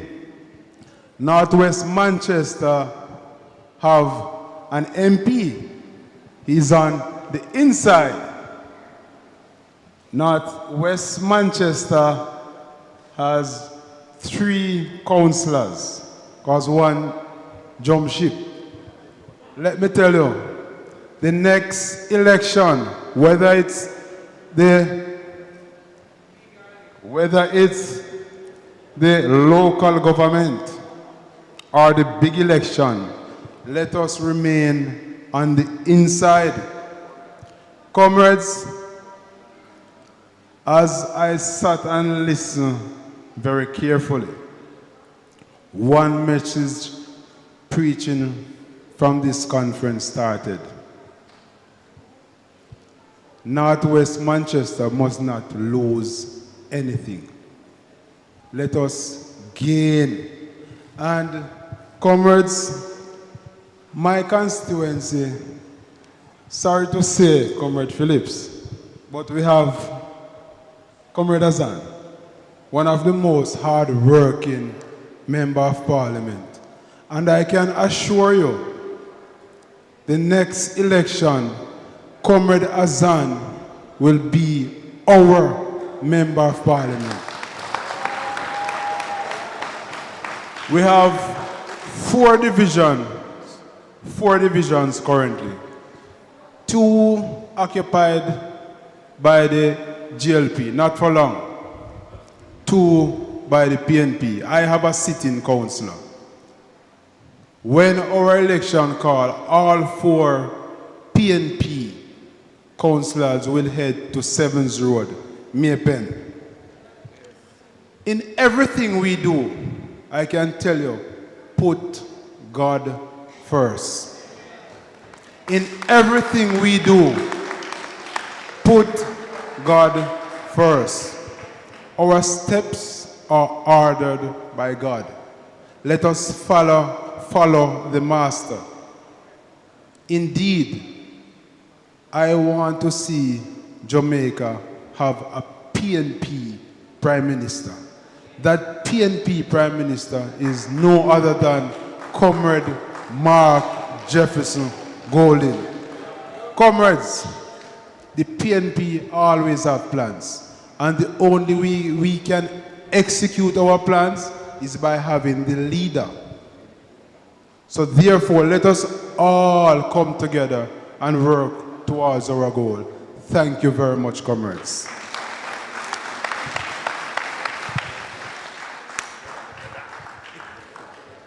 Thank you, Comrade Stephen. Thank you. And as usual, you know, anytime you have nothing up at the hill there, just send Kari with whip on my ears, up our riches. Blessed love. Comrade, while Comrade Stephen was talking, the chairperson, the lady from the hills, the chairman of Northeast Manchester entered the room. A fashionable late, but fashionable. Could you stand, put your hands together for Comrade Ethne Miller Simpson.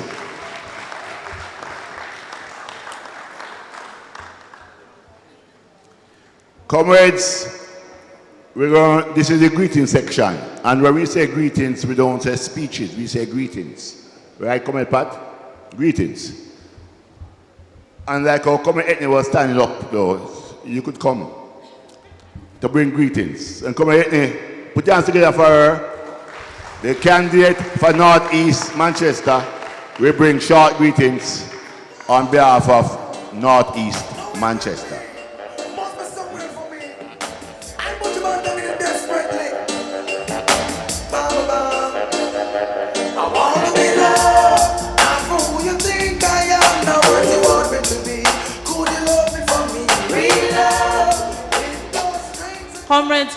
Comrades, good evening, good evening, good evening. Warm greetings from up the hills. Comrade Hopeton, thank you for the welcome.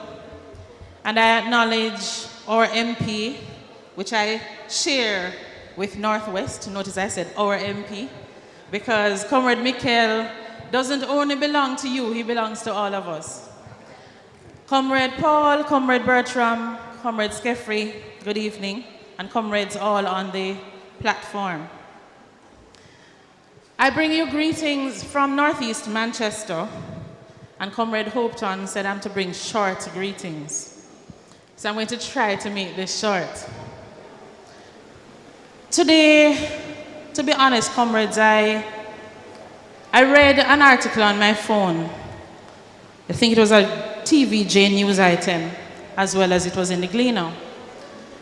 And after I read that news item, I said to myself, there's no doubt in my mind that the People's National Party has to win and rescue Jamaica. I changed the screen, you know, like when you slide your phone and you keep the thing moving.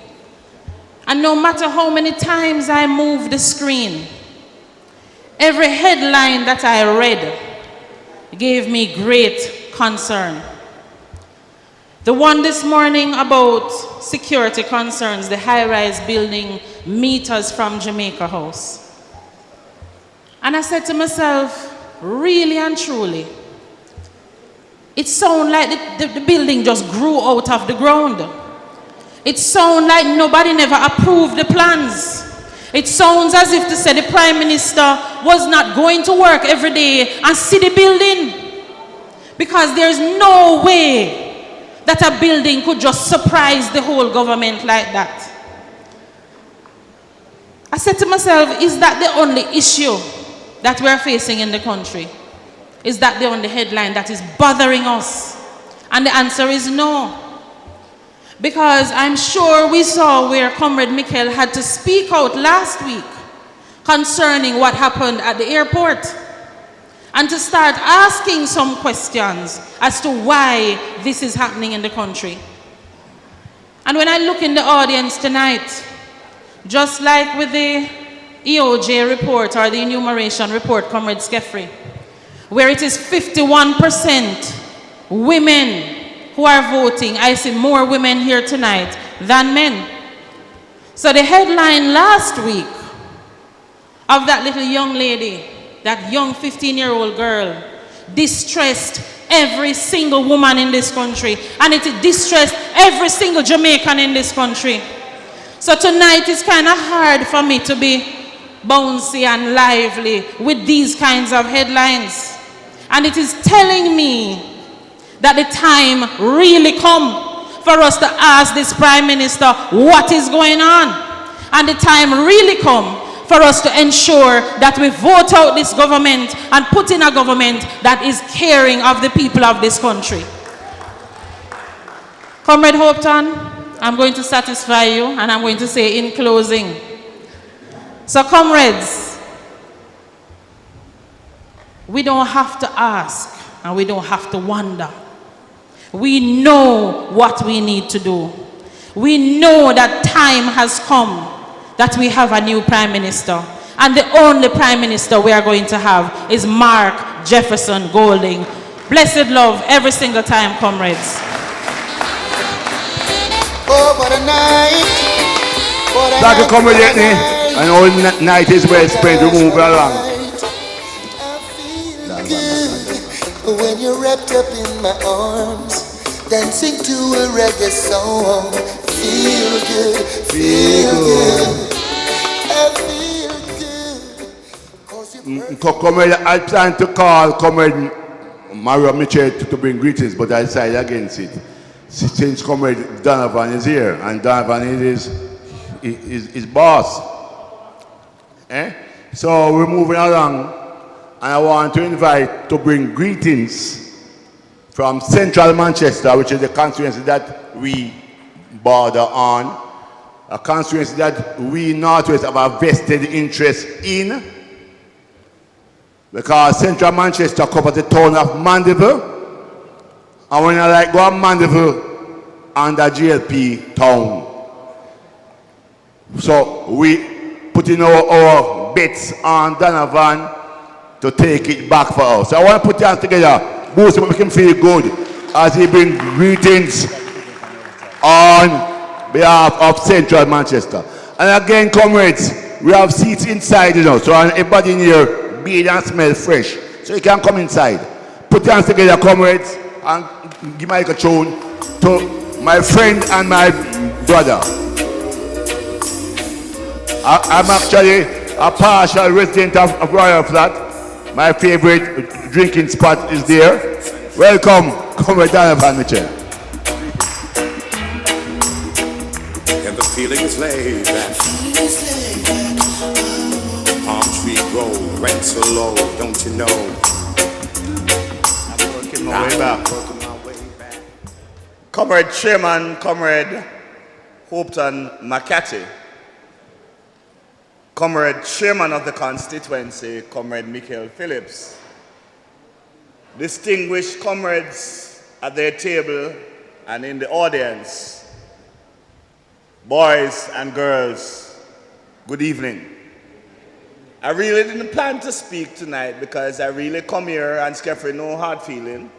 I come to listen scree because I love to hear him talk, because he talks the things according to the gospel of the PMP.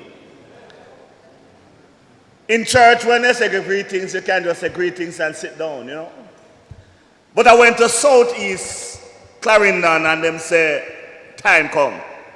Yes, I was the Raymonds this week. And one response said, here say you're PMP, but time come. I went to St. Mary last night and they said, time come. I'm in Central Manchester and I hear that time come. Because them no want to fix no road.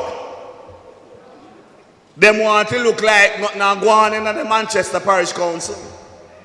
But I tell them Perth Road belongs to NWA Road. I get the money, so she must fix the road. Manchester Road belongs to NWA and she get the money, she must fix the road. The road where me have to fix and the money that the road that the councillors have to fix. The councillors are working on those roads. If you go on Ward Avenue, we patch it out the other day. So we're doing our work. But comrades, I tell you, time come.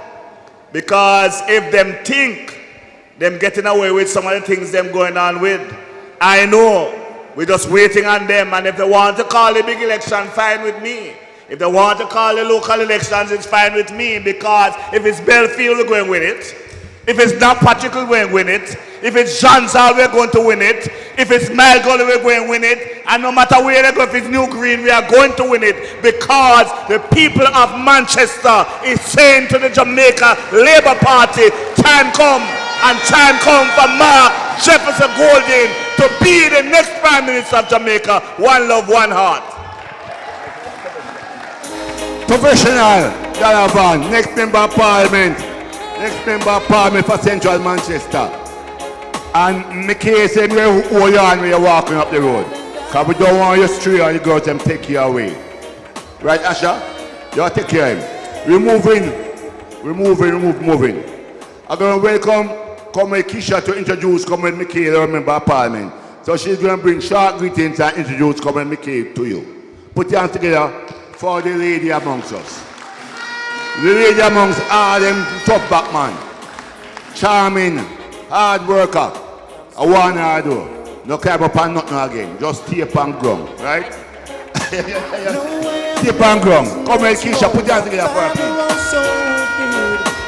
No, I am a hostage to all his hopes and fears. I just wish that I could have told him in the living years.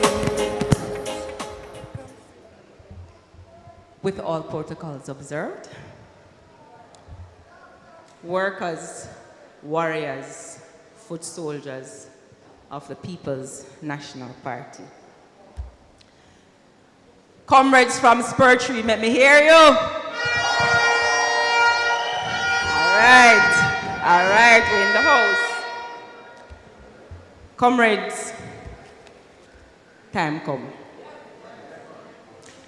Time come for better roads. Time come for better public health system. Time come for better garbage collection.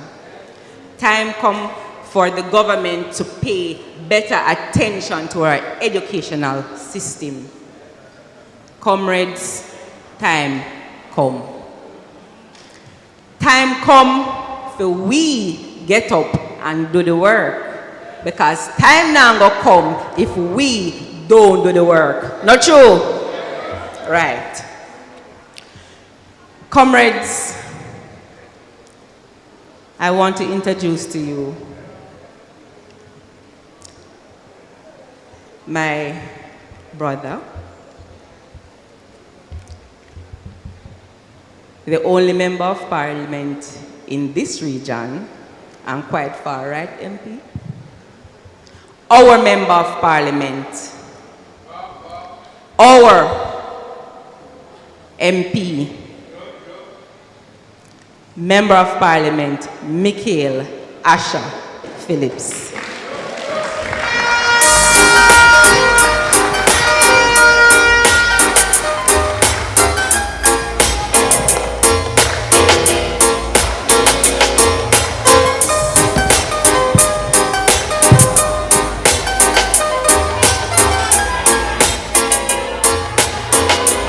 Next yo DJ man and Stone, you know.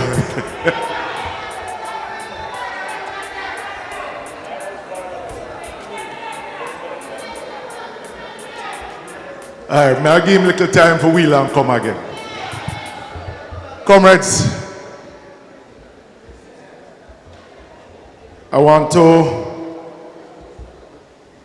just thank Comrade Burke, Comrade Skeffrey, and my political daddy,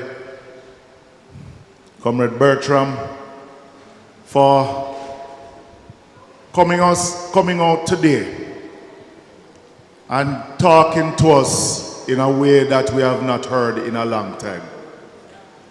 I too am looking forward to Comrade Bertram's presentation because I think it is important for us to understand that we have a duty to prepare ourselves, a duty to remain as a family. Because if it wasn't for the PMP, I would know probably all of you inside here. But it is the People's National Party that has brought us together. And this is my family, my PMP family, my family of Northwest Manchester.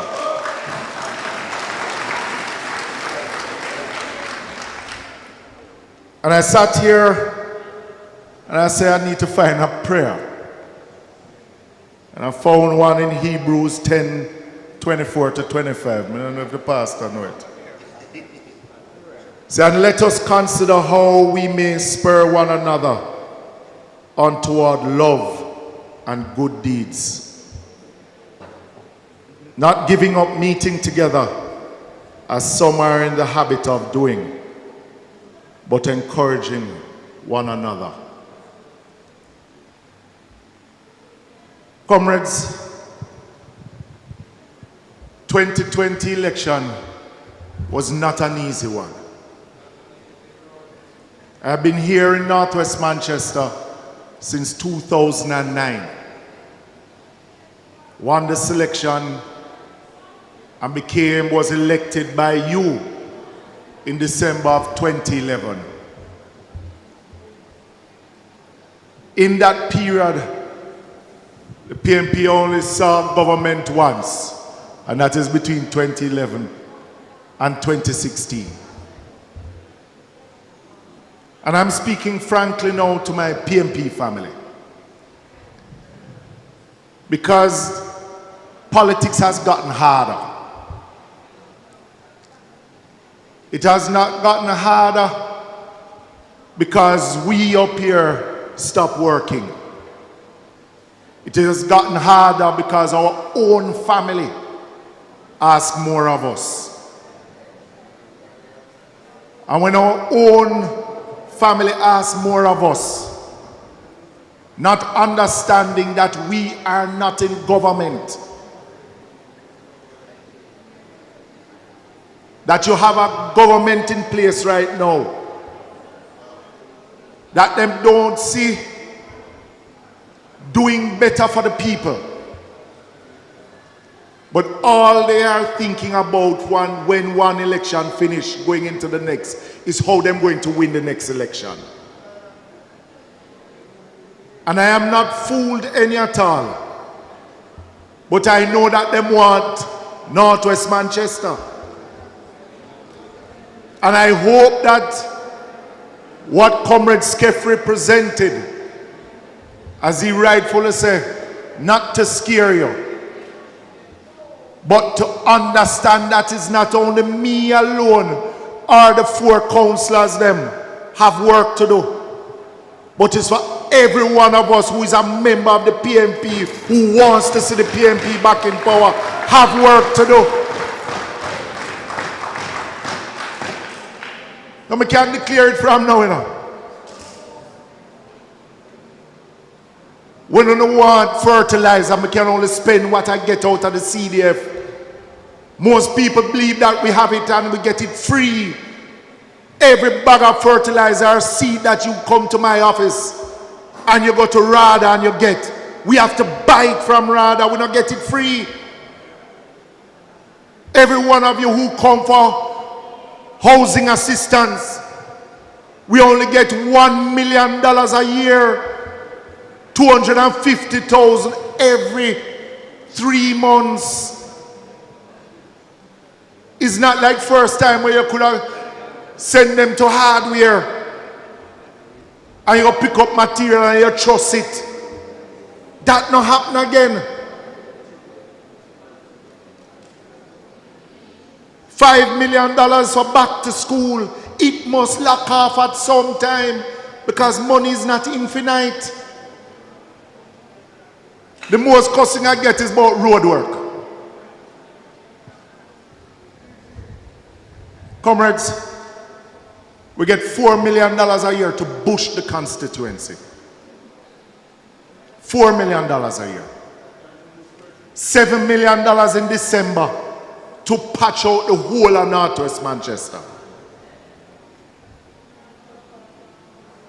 And $5 million at the end of the year to pick up garbage. When I bush from Mile Gully to Medstone last year. That alone was $3 million. So just imagine bushing one road what costs $3 million and get $4 million for the entire constituency. We get $1 million a year to clean drain for the whole constituency. And if I go to NWA and ask them for some money to patch road, I can only patch NWA road, not Parish Council road. We just spent $10 million from Mile Gully to Top Sham, and it not reached Top Sham yet. Everybody asked me then what happened to the rest of the road. Money done. It done. It's not like we get an open check and say patch all that you want.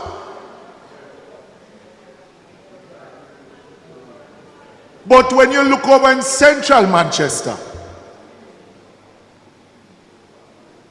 because they want to hold on to it, they give her all the money that she wants to patch road. And me hear my constituents them say, then look how she a patch road and me kill her patch road. Because she a labor right and me a PMP. That's why she can do it and me can't do it.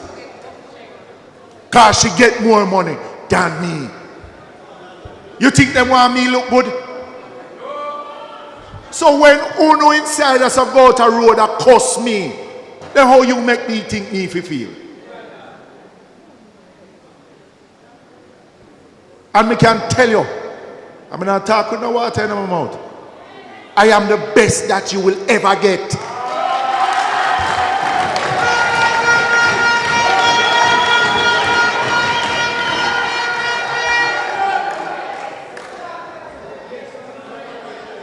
Comrades, my heart and soul is here in Northwest Manchester. Every election after we win it, them say me I go to Kingston go take over my father's seat. Or me go take over a seat where a man sit down in now. When I leave politics, representational politics, it will be here in Northwest Manchester. I'm not ready to go yet. Because we're going to win it again.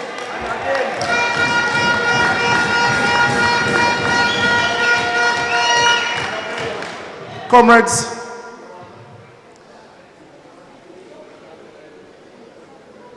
you see this period here, sir? And I'd ask comrade, I'd ask that we speak about the period between 1980 and 89, Comrade Bertram. Because for us to get back into power is going to take work. Losing an election should allow you to reflect on the things that you did not do and correct the wrongs. That is what it's supposed to do, you know. And it is supposed to make us stronger. Because the only thing up to now, the first election I ran was in 2007, East Rural St. Andrew. Got sick 2 weeks before the election. Lost that one by about 230 votes. And I vow I will never lose another one. But I don't do it for me. Because when I sit down with Comrade McCarthy and the team, for the last 2.5 months, see my girlfriend sit down here and say, she a ball. Stand up, make them see you, Randa. Stand up, make them see you, man. Stand up. Yeah. And I'm my daughter, my girlfriend. But for the last 2.5 months, I have not had a day off. Because it don't make no sense. We okay in Northwest Manchester and we not get some other constituencies ready that when a local or a general election is called, that they are also victorious. So I'm begging your comrades, let us take what Comrade Skeffrey brought to us today. Comrade Burke, and I want you to listen to Comrade Bertram. Because this is not about me. This is about a bigger family. Not only the People's National Party, but the Jamaican family that we represent. Because we want better for Jamaica, land we love.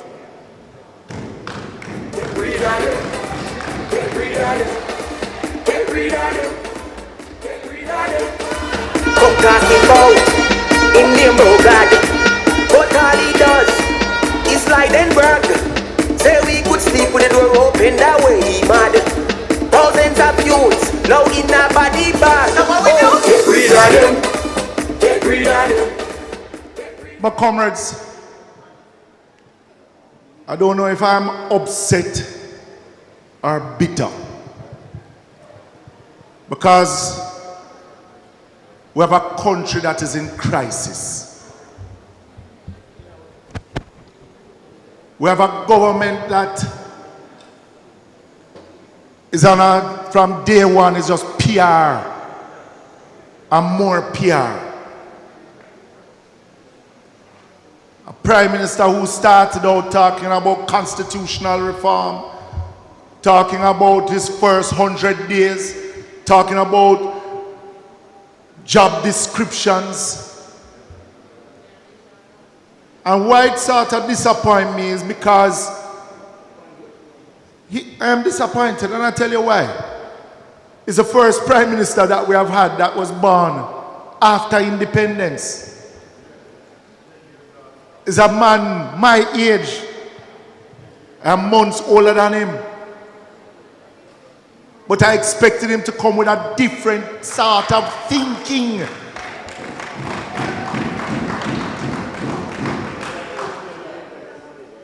But what he's showing me is that those that they were trying to shuffle out,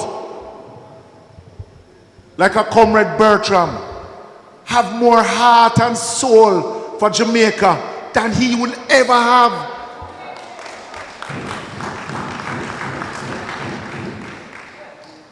And when I see a country in crisis,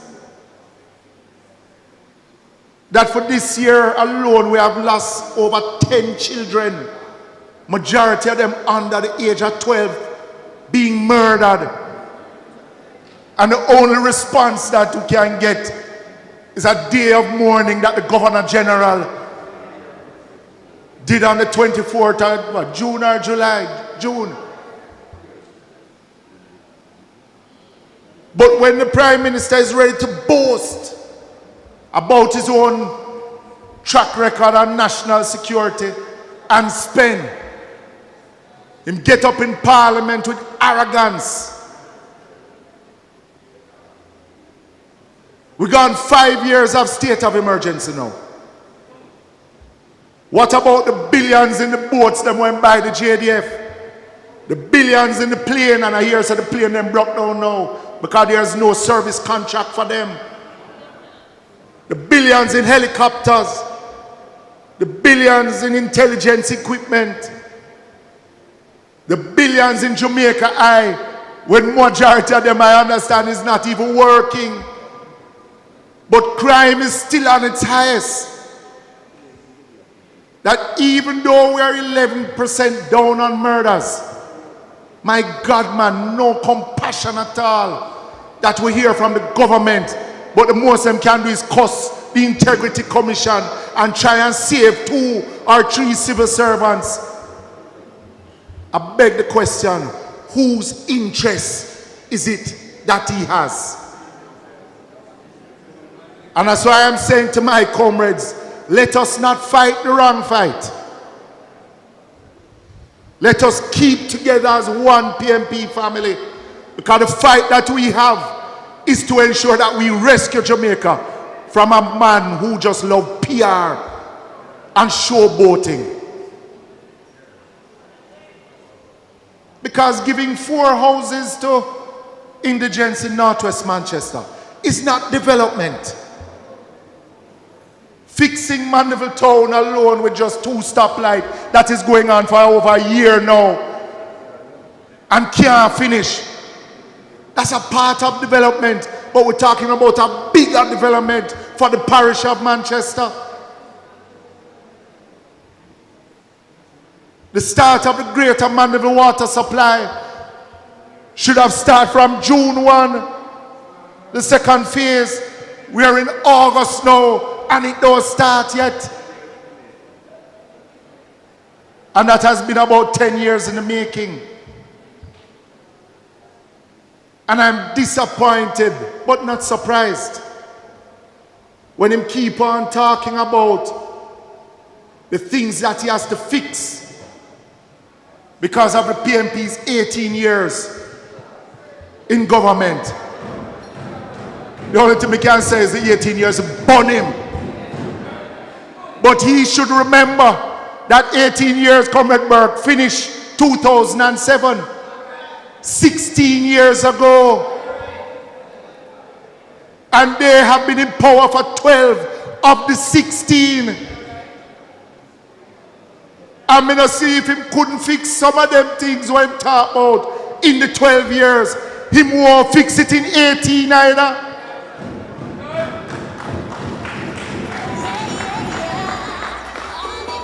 Because of incompetence. If you don't come to the people with a clean heart and good intentions, then you cannot do clean things and good things on behalf of the people. So, comrades, the best thing him could do right now for the country, the 6 parliamentarians, what the Integrity Commission said, are being investigated for illicit enrichment. And I will say this, if there are any PMP MPs that are in it, then let the law takes its course.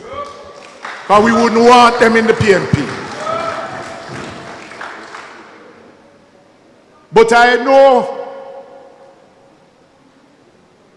because see, the Integrity Commission said all 6 have been notified. And all right, them say you're innocent until proven guilty. Investigation have to go on. But it's a long time people know who, as part of this corrupt government. But it is not good for governance that when the highest court in the land, the Parliament of Jamaica, when parliamentarians can be pointed out in an integrity report for illicit enrichment, it has carried the country to a low point. And whoever it is, whoever they are, I hope the investigation happens and ends quickly, because we need to rid the country of those individuals. They should not be in the Parliament of Jamaica. And that's why I say, comrades, we need to fight the right fight, not fight each other, because we are one PMP family. So, comrades, you will see me in your community, because we have started our program. We're getting over this back to school period, and then we will restart the house-to-house walks in your communities. I am up to the task. All I am asking of you is believe in the People's National Party. Believe in us, your leaders. We would not come out here year after year putting on an orange shirt, holding up the fist, calling ourselves comrades, if we did not believe in something.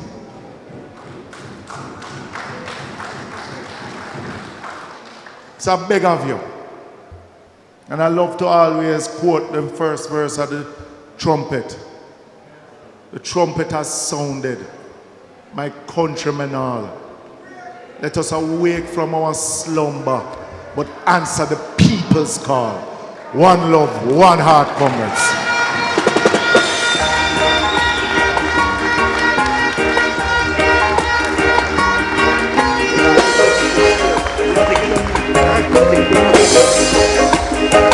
My father, Comrades. my father, We have Comrade Bertram coming now to present to us.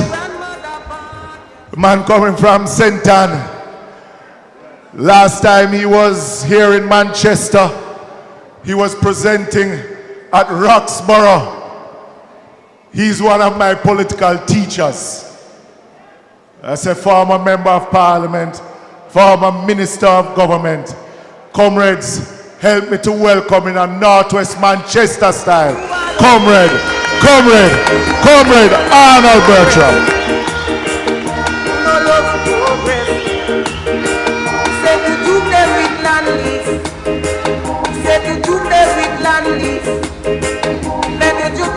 Pioneer war. Pioneer war. Comrades on the outside, please come on the inside because this is the most important part of the conference. Come inside, man. See chairs over here, man. Hold for chairs inside, man.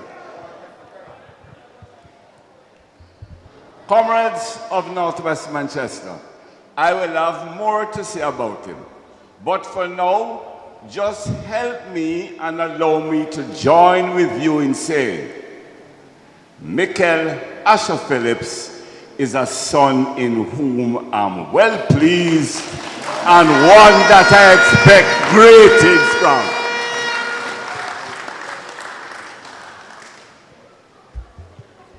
Northwest Manchester, you look good. You look good.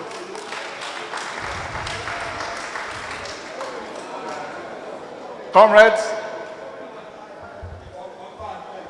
members of the executive, comrades all, I'm going to ask you to allow me, just listening to Comrade Michael a while ago, to say one word about the founding president of the People's National Party that the people of Manchester gave to Jamaica, Norman Washington Manley. I want to just say a word about his early life, because what we know of him is his public life. And we hardly know that his early life was as hard as anybody's inside here. And just hear me for a couple of minutes. He was 6 years old when his father died. His father, Thomas Manley, had been a produce dealer, owned property, made money. But he had one weakness. He was in court all the while. The last man he sued in court was his own lawyer. The case went all the way to the Privy Council. He lost that money. Then he lost 2 cargoes of citrus that were uninsured. At 47, he came down with diabetes and was almost blind. And when he died, there was nothing left for his family. He left his family almost penniless. Norman's mother, Margaret, did what many Jamaican mothers did today. She left the 4 children with her sister, bought a ticket to go to the United States to see if she could get work. She got a job as a postmistress. She stayed there for 1 year, came back to Jamaica. By that time now they lose, what the house name? Roxborough. But a Methodist minister's wife, Mrs. Shrimpton, gave her half of her house in Raytown in Kingston. So she took the 4 children with her, went to Kingston in Raytown, and on the savings she had, she sent Norman to Woolmer's. After 1 year, the money ran out. She took the 4 children now, and they had a piece of land at Guanabo Vale that had some logwood on it. So she packed up the 4 children now. Norman only the 1 year at Wolmer's. She packed up the 4 children with her blind father and her invalid sister, and they are all now at Guanabo Vale. To make a living, they sell a little logwood. She makes some jellies and sell. And Norman said at 12 years of age, he worked as a bushman on the property. For 14 hours a day, clean fence, run after stray cow, and he said it was tough as hell at 12 years of age. At 13, he gets a scholarship to Jamaica College. No, before that. He spent the 1 year at Wolmer's. When he come back to Guanabo Vale, there's no high school for him to go. He go to elementary school. Then he get the scholarship to JC when he's 13. When he go to JC, they have a hell of a practice of bullying, where the bigger boys then beat the hell. Paul Burke will tell you about it too. And the comrade secretary will tell you in their time. But in his time, no, it was hell. Well, being who he is, and he figured he's a tough boy of 13, he's not going to allow anybody to bully him. So he picked out the leading bully in the school for a fight. And he fight the leading bully and beat the hell out of him first to settle matters. Then he organized a group of boys who had been bullied. And they systematically go around the school and beat the hell out of everybody who was bullied. He was no easy guy. One day he still has a record at JC. He's the only JC student that all 7 masters reported to the headmaster in one day for different things that he had done. So he's a rude boy.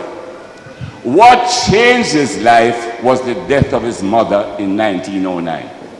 And he said when he remembered all that his mother had done for him, he decided to turn his life around. For 3 years after that, Norman Manley, that's the one I hear about now, runner champs in 1910, 1911, 1912, the leading schoolboy athlete in the island. Captain the JC cricket team, win. Score the goal in the Oliver Shield final, they win. Captain the JC rifle team, and in the end, won the Rhodes Scholar. All that in 3 years and become the leading mathematician in the school. But his trials were not yet over. They announced the Rhodes Scholarship in April, and then he came down with typhoid fever. For 7 weeks, he was in Nuttall Hospital on the door of death. His weight dropped from 175 to 90 pounds. He barely recovered in time to take the boat to go to England to rope in at Oxford. He goes to Oxford and World War I starts. And the students at Oxford volunteer for the war, he volunteered for the war too. He and his younger brother Roy. The job they give him in the war now causes his trench war. They make him go and place the guns as close to the German lines, and then he must run back and try to avoid any gunshot that might be coming. He and his brother go and place the guns, and when they're coming back now, the brother got shot, Roy. No, the brother don't get shot yet. One of them, their company got shot. His brother turned back to help the soldier who got shot, and then he got shot. And what was hard, the man who he turned back to help was dead already. I don't know if you look at a photograph of Norman Manley, but he never got over the death of his brother until he died. He always wore a black tie. In the picture you see of Norman Manley, he's wearing a black tie. Well, that is his early life before he come to Jamaica. And you know all that he did in Jamaica. Start the Jamaica Olympic Association, the Jamaica Amateur Athletic Association, leader of the bar, start Jamaica Welfare, get the banana producers going, right? That is before now he's the founding president of the PNP. He's the founding chairman of Jamaica Welfare. He's the first premier of Jamaica, you know all of that rest. But since you know that, I don't have to go into that. I just want to go into his last years. He had the property, Drumblair, and every election and to meet the PNP expenses, he would sell a piece of the property. 1961, the year of the referendum, he had sold most of the property already and had incurred serious debts, got very indebted over the People's National Party. He lost the referendum, and 3 months after, they auctioned the house that he had. He didn't have a place to live. His granddaughter Rachel was at university with me and took me to see him, and I remember going there. When he lost that house, friends helped him to build a 2-bedroom flat. 2-bedroom, 1 bathroom. When he was in the old house, Drumblair, with the wooden floor, Rachel tell me he used to walk up and down in his socks, pick up his books, and he's comfortable. The little 2-bedroom concrete floor, he sat down in a chair and never moved. When he finally died, and when I hear about the enrichment and what Mikel is saying about illicit enrichment, by far the greatest leader Jamaica produced is a man who ended with nothing at all.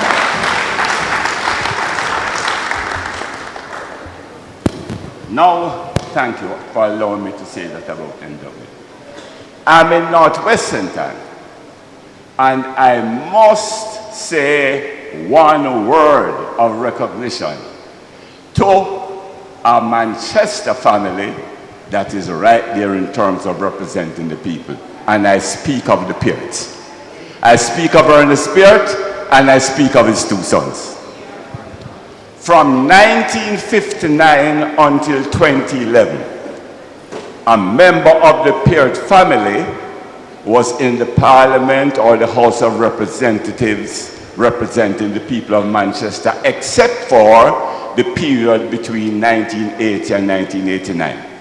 In 1980, no member of the Peart family stood for election. And in 1983, the PNP did not contest. It's the longest serving family in the Jamaican Parliament of all time. And I say, let us hear it for the Pearts. And now, I come to another Manchester family that is very, very dear to me. In 2009, Dean passed the baton to who? All right. Mikel is the great-grandnephew of who? That's the grandfather. The great-grandnephew of a man called D.D. Phillips. You know a place named Blue Mountain? Yes. Yes. That man was one of the leading producers of citrus in Jamaica. He was not only a producer, he's a man who did research on citrus, and his name is called with the development of both the Artanique and the Ugly. His grandnephew is Peter David who? Of my generation, Peter Phillips is the outstanding cabinet minister. Every portfolio he held, he transformed. Whether it is national security, whether it is health, whether it is public transport, which are the other ones than that Peter held, finance. But to me, his greatest achievement was as Minister of Finance between 2012 and 2016. The Jamaican economy had been in decline for over 40 years. And Peter David Phillips returned the Jamaican economy to macroeconomic viability, reduced Jamaica's debt, and placed Jamaica on a growth path. Jamaica has had a serious loss because Peter did not get the chance as Prime Minister to build on the foundations that he had laid. So when he come now, this son of mine, and I'm at university, 1966, and I'm chairman of the Students' Union. And in 1967, I see some youths who come now to enroll, they're all at JC. And let me tell you, when you talk to them, they were sure that they are going to transform Jamaica from one thing to the other and bring the Jamaican and African Jamaicans right to the top. And that's how I've known Peter from that time. His mother, Minion, was right beside me in the 1968 Walter Rodney Rebellion when we moved from the university campus downtown. So I know his antecedents very well. I know him. I have every confidence that we have not seen the best of Michael Asher Phillips yet. And I'm confident that what he's laying here will prove me right. It's just good to be with you in Manchester. Now, hope you're not too tired that I can go on a little work. We can do some work? All right? Come now, we're going to do some work. The PNP will win the next general election.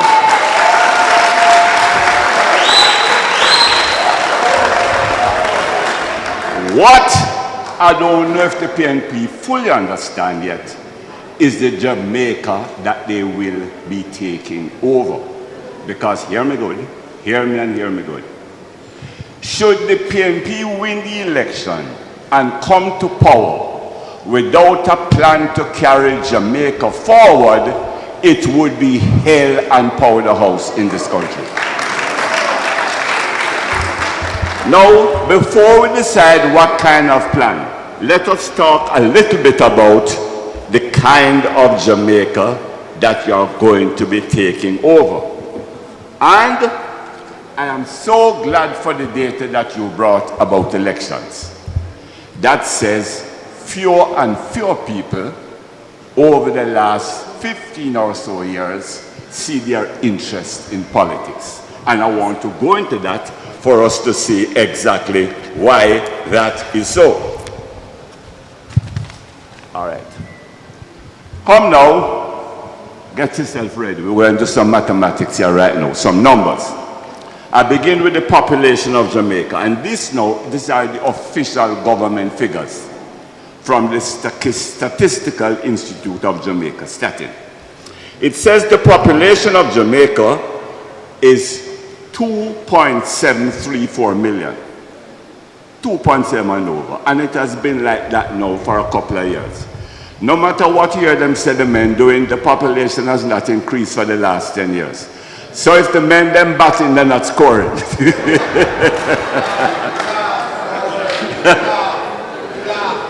No. All right. Now, the labor force, right? The labor force out of the 2.7 million is a little over 1.9 million. And how you calculate the labor force is everybody over 14 years of age. That is the labor force. All right. Within the labor force now, and I'm going to come now to employment. And just make a note for me of these figures, they're very important. The part of the labor force that is employed, what you call going to work regular every morning, have job 8 to 4, whatever it is so. Out of the 1.9 million, there is only 514,000 doing that kind of regular work. You know what I'm saying? Out of 1.9 million is only 514,000 that they call in the formal sector. That get up, they work and pay tax, they do, all of that. Come again now. In the informal sector now, a man who hustles, right? There is 453,000. They are on their own, they are hustling. And then you have another 189,000 now employed in agriculture. But the ones in agriculture don't necessarily go into work every day. But here the critical part of it now. I come now to what they call the unemployed. But before that, when they say that you are working, apart from those in a formal job, I want you to understand what working means. All they mean is that the day that the survey was done, if you are over 14 years of age, if you are employed in any form of work for 1 hour or more during that week. That's what they call employed.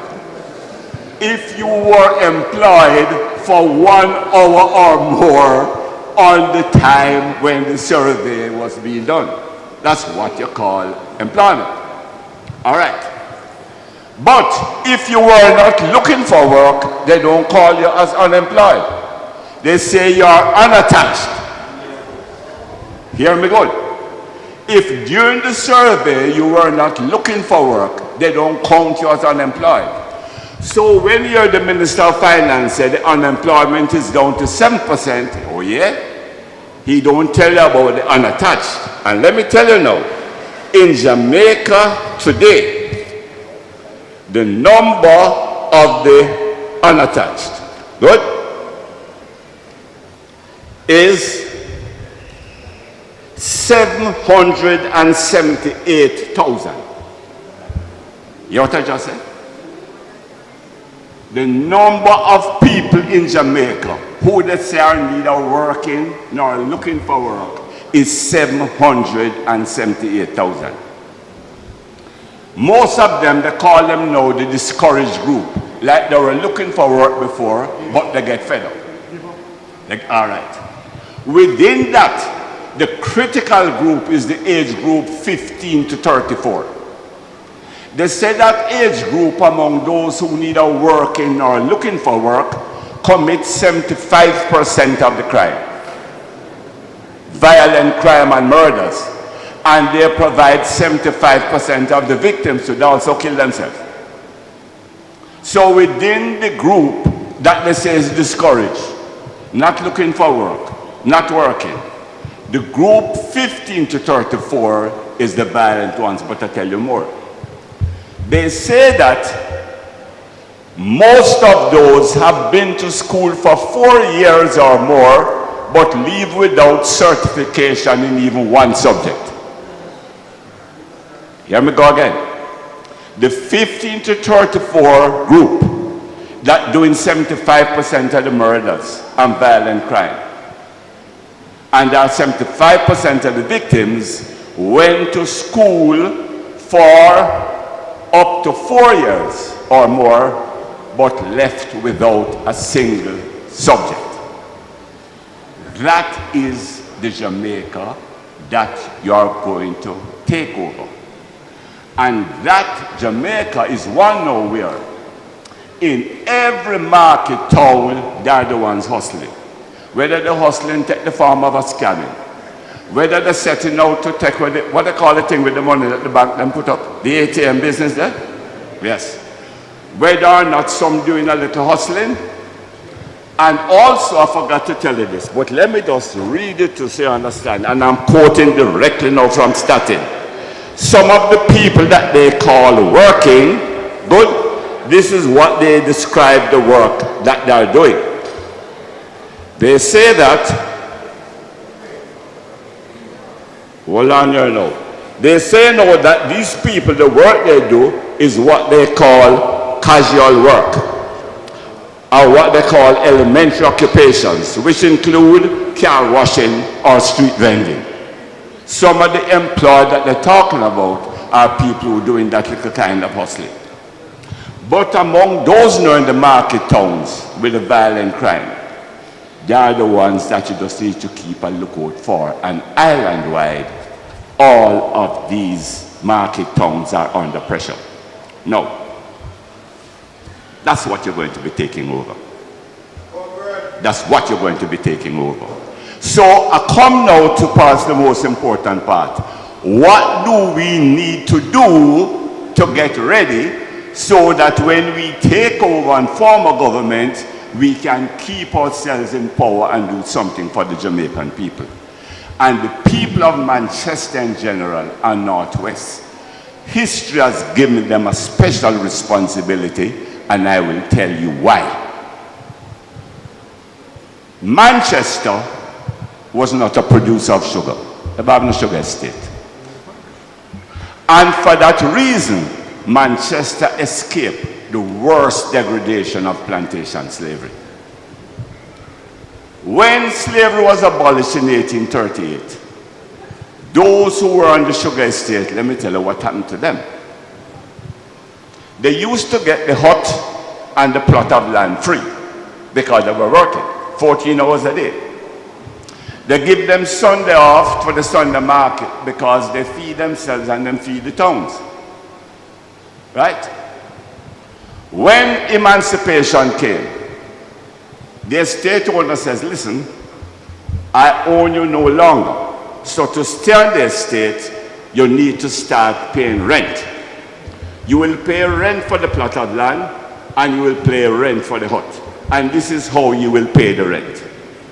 The head of the house will give 2 days free labor to be able to keep the plot of land and the hut. So the man, the head of the house, is to give 2 days free labor. If he has a wife, he has to give another day free labor for his wife. If he has any children, he give also 1 day free labor for each child. So at the end of the week, some get 1 day's pay. And the 1 day's pay is 9 pounds to 1 and 3 pounds for women, and 1 and 3 pounds to 1 and 9 pounds for men. When they say, no, God Almighty, this is the wickedness, they're not taking it. They prefer to leave the estate and to see what they can do, if they can squat on a piece of government land or do something else. The same people who own the sugar estate, who are passing the laws, pass what they call a vagrancy law. That if you are seen on the road walking and not on the estate working, you can be arrested for vagrancy. So you can't work because you're working for free on the estate. You can't go look squatting, you're arrested for vagrancy. And that is what caused the Morant Bay Rebellion. No land, no work, and when the people tried to do things on their own and couldn't take it any longer, and bogle on them.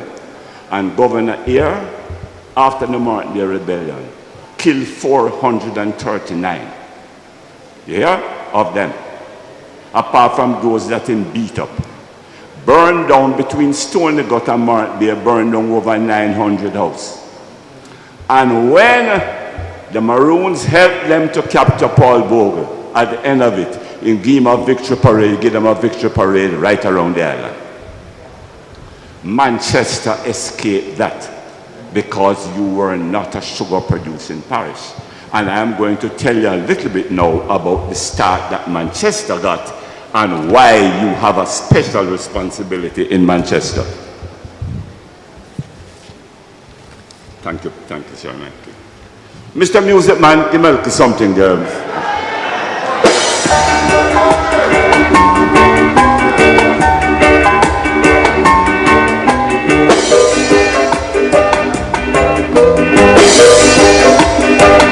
My father Banya, my father Banya, my grandmother Banya.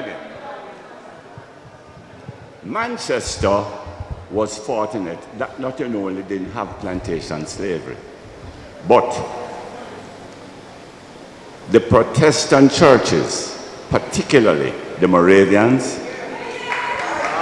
and the Congregationalists, did some mighty work in this parish from during plantation slavery and afterwards. Now, this parish, by emancipation, they were already well on the way in terms of thrift, industry, capacity to work, and just to make themselves an independent, God-fearing peasantry. You have a place in this constituency called Maidstone? Anybody know Maidstone? Put up your hand, let me see if you know Maidstone. Right. Maidstone is what they call one of the earliest free villages, but I don't love the name free village. I call it village of the free, because they never get anything free, they paid for it. But listen what happened in Maidstone. In 1840, the Moravians bought 343 acres of land, which they divided up into 98 lots, ranging from 1 to 15 acres. And by 1840, people of Manchester were industrious enough to buy all of those 98 lots in. And the Moravian report said only one of the people who they were sold to failed to pay all their money in time. What I say? Out of 98 lots that were sold, only one of those who bought did not pay up their money in time. That's the beginning of what they call the building of a peasantry in northwest Manchester. I saw in the news the other day, they had a celebration of some kind there. Well, the Moravians still say the same qualities of industry and thrift and resourcefulness from 1840, those qualities are still there in northwest Manchester. Clap it up.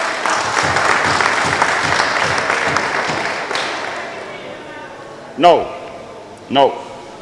I mentioned that for this reason. Okay. I mentioned that for this reason. If we are going to do something to transform Jamaica, and if when the PNP win, we're going to keep ourselves in power, we have to have a plan to develop the country. Earlier this year, my son Mikel came to see me about what kind of development plan Northwest Manchester can have. Me and him been talking since that. We bring Peter into the discussion, we bring Professor Don Robotham into the discussion. Up to last week I talked with Hopeton, just to kind of brief myself because this is the most important thing. But the first item on the agenda for Jamaica, and which Northwest Manchester must take a lead, is the modernization of domestic agriculture.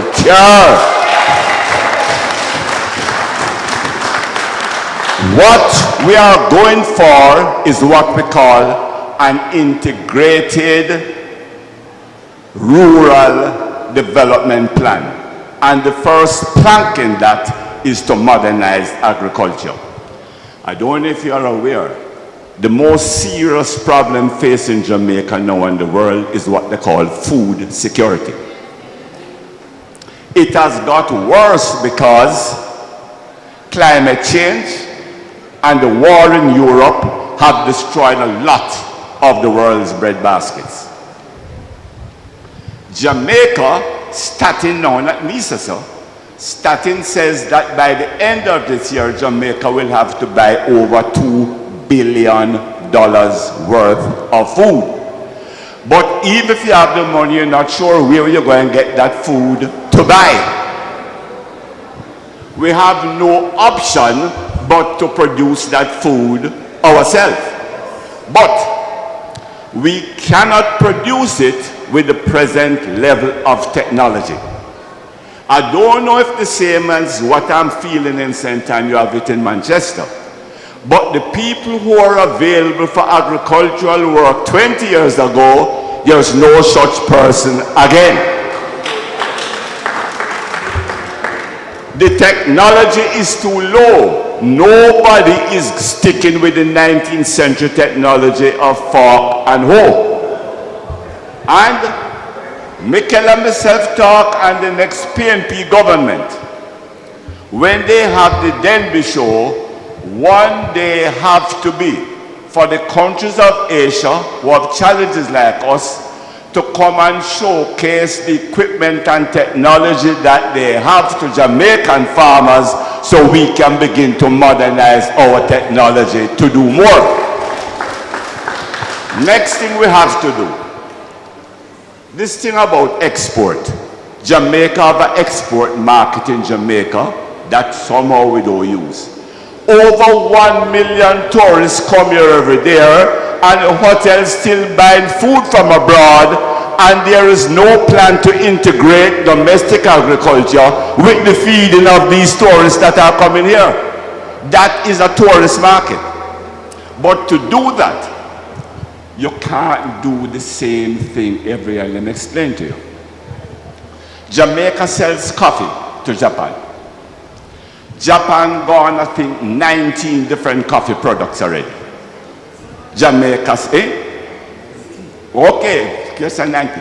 But Jamaica still have only one, only to drink. The value of the agriculture is if you do the second level, which you call agro-industry. That you find a way to process the raw material to produce more things that can be sold. South Africa has now put up a research center for citrus. So it's not only selling fresh fruit and canned orange juice. They are now finding a way to produce 13 more different things out of citrus. Sugar is done, and it's long time that sugar is done. It was done already. Tate and Lyle revived it in 1937. Tate and Lyle leave in 1974, and that thing is over and done with. There's a possibility for a cane industry. Jamaica can't compete again with sugar. But this agriculture that we have is one that 2/3 of Jamaica depend on.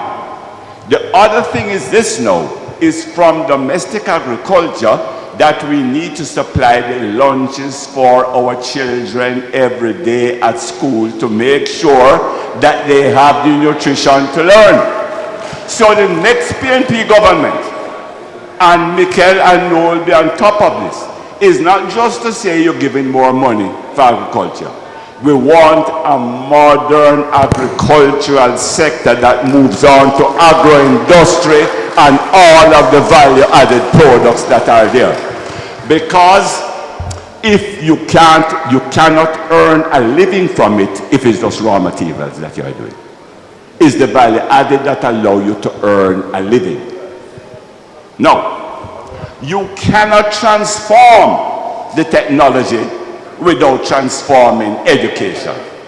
And Northwest Manchester have another crucial responsibility because of where you are coming from.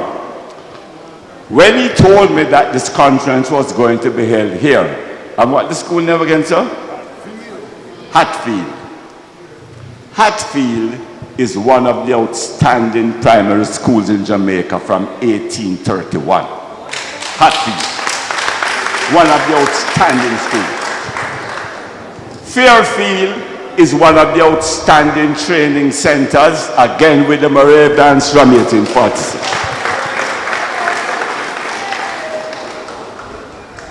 The Congregationalists set up Ridgemount Academy. I don't know what condition Ridgemount is. I think one of the pastors from the United Church still live there, but I want to tell you something about Ridgemount. Ridgemount was a training college, started in 1856. And from that time, Ridgemount has an advanced curriculum, a 3-year course, mental and oral philosophy, apart from the mathematics, Latin and Greek. Ridgemount in 1856 teaching people had been in plantation slavery 16 years before learning those things. In 1907, the Seventh-day Adventists established West Indies Training College. So apart from the schools that the government do, the church has established an education system here for an advanced peasantry which gives Manchester, Northwest Manchester, a head start. Now, where are we in education today? I looked at the 2017 CTEC, what I call it? CSEC results.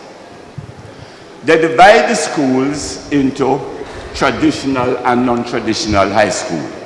You have 43 traditional and 118 non-traditional.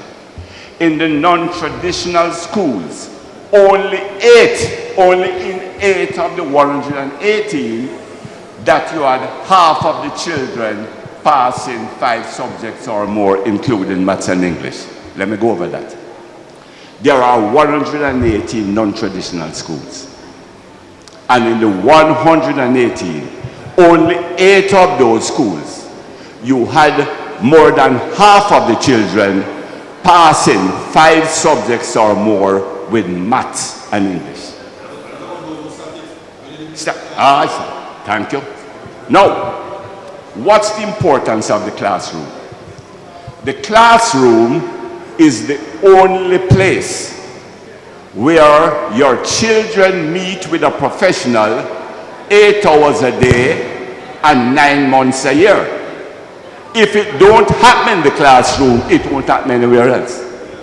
So the first priority is to have a teacher trained to global standards in every classroom. And any money you have, the next PNP government, we know what we have done in education, but we have to do even more to make sure. Because in Manchester here, the parish I think has one technical high school, Homewood, but you have the Northern Caribbean University. And they have to now work with the University of Technology, the Scientific Research Council, to make sure that between the schools and the colleges, the farmers and the JS have access to further training in the use of modern technology, and that can only come from a transformation in education. So the two planks we have here, we have to do something about modernized agriculture, we have to transform education and training. What's the next thing that we have to do? I now come to what I call community tourism. Again, Manchester has a head start on the rest of Jamaica. Let me tell you why. From 1912, the 17-room Brooks House, built by Jane Brooks, became the Mandeville Hotel. Mandeville was the site chosen by Harvard College to establish an observatory. You have a place named Marshall Penn Great House? It's derelict now? Let me tell you about Marshall Penn Great House. It was built in 1795 on a 120-hectare property, right? It was one of the most important bird-watching places in the Western Hemisphere. People came from all over North America there to spend time for bird watching.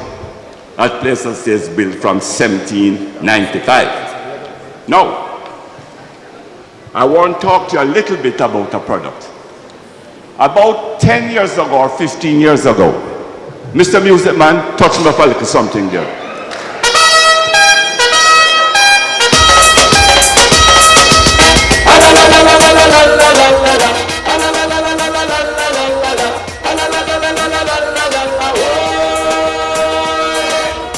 Step up and wave your flag. Come step up and wave your rod. Step up PNP, we don't come to play. Step up to a far a better day. Step up, come out to vote. Make sure you're on the winning boat. Good. Let me just check you out. You're not too tired that you can do a little more? All right? No. I want to talk a little about what Manchester needs to be doing with community tourism. And Manchester, as I tell you, have a head start. You're an advanced people, culturally, from earlier than most parishes. You have education before. The first tourism product in Jamaica wasn't about sea and sand, you know. Jamaica was advertised for us as a health resort. And the hills of St. Anne and Mandeville were the two choice places. It's later that sea and sun come in. It's first a health resort. Now, about 15 years ago, a friend of mine sent me a study. Mr. Screen, look at this. And it was a study about bed and breakfast bookings in Jamaica.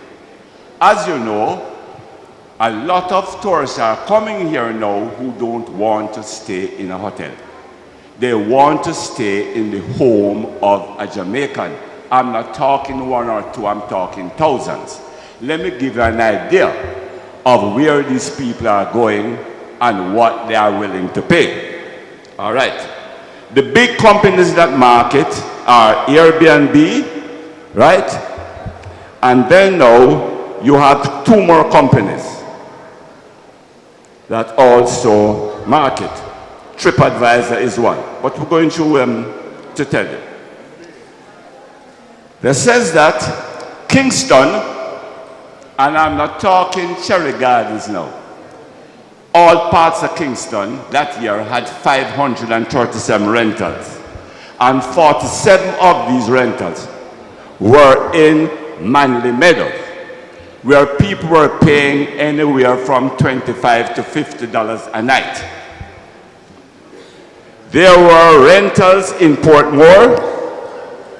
There were rentals in Darliston, Bluefields. There is a man in Portland, Rasta Harry. He was renting part of his room for $7. Another one was renting a part of a room and he said it's all-inclusive because you get a spliff with it. Now, the only thing, they did a survey. They did a survey among the guests who stayed here. And let me tell you what it is that they said they want. One, they will only stay in a house if they have access to Wi-Fi. Now, well, listen closely because these are things we can do. First thing on the agenda was Wi-Fi. The second thing is that the house must have a flush toilet. Many of them requested an outside shower, preferably a shower in the garden. They wanted to learn to cook the Jamaican way, and they wanted their host to take them to a place where Jamaican music was played. Those were the 5 things that they said they wanted. Now,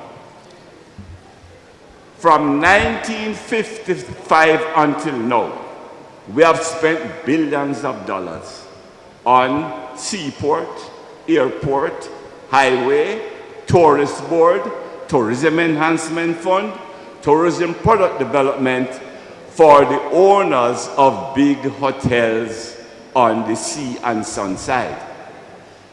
Until now, I cannot find $1 that we have spent to say, let us promote this other kind of tourism, community tourism, where Jamaican people will benefit. And I do have to tell you, I know fully well that you're a member of parliament in the next PNP government. Go and make sure that. Some of the tourism enhancement fund is to help people who want to get into this community tourism. Some of tourist board, some of the tourism product development, and instead of spending billions of dollars alone on just the sea and sun tourism, and let me tell you, it's not all that it sees. Montego Bay is the tourism capital of Jamaica. You have a hell of a highway, the Strip, with first-class hotels and sea and sun. On the other side of Montego Bay, you have 14 ghettos stretching straight along the same road on the other side. Now, God Almighty, what they say is this big thing.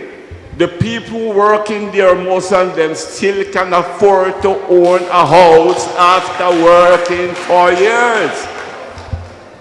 So it's full time, we spend a little bit of the taxpayers' money on a kind of tourism that is going to help more Jamaican people.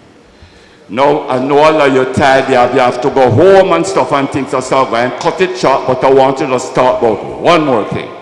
And I come now to the politics. Now,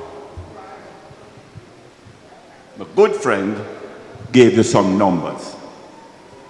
And take the numbers seriously. And if 778,000 people say they have to hustle on their own, the declining numbers on the political side might be equal to the number of people who say, listen, I don't say where this politics is helping me, our political party, so let me get a break and try to hustle. And this is why I tell you, we have to do something that the present government is not doing to involve more Jamaican people in an economic activity from which they can earn a decent living. We have to do that. No.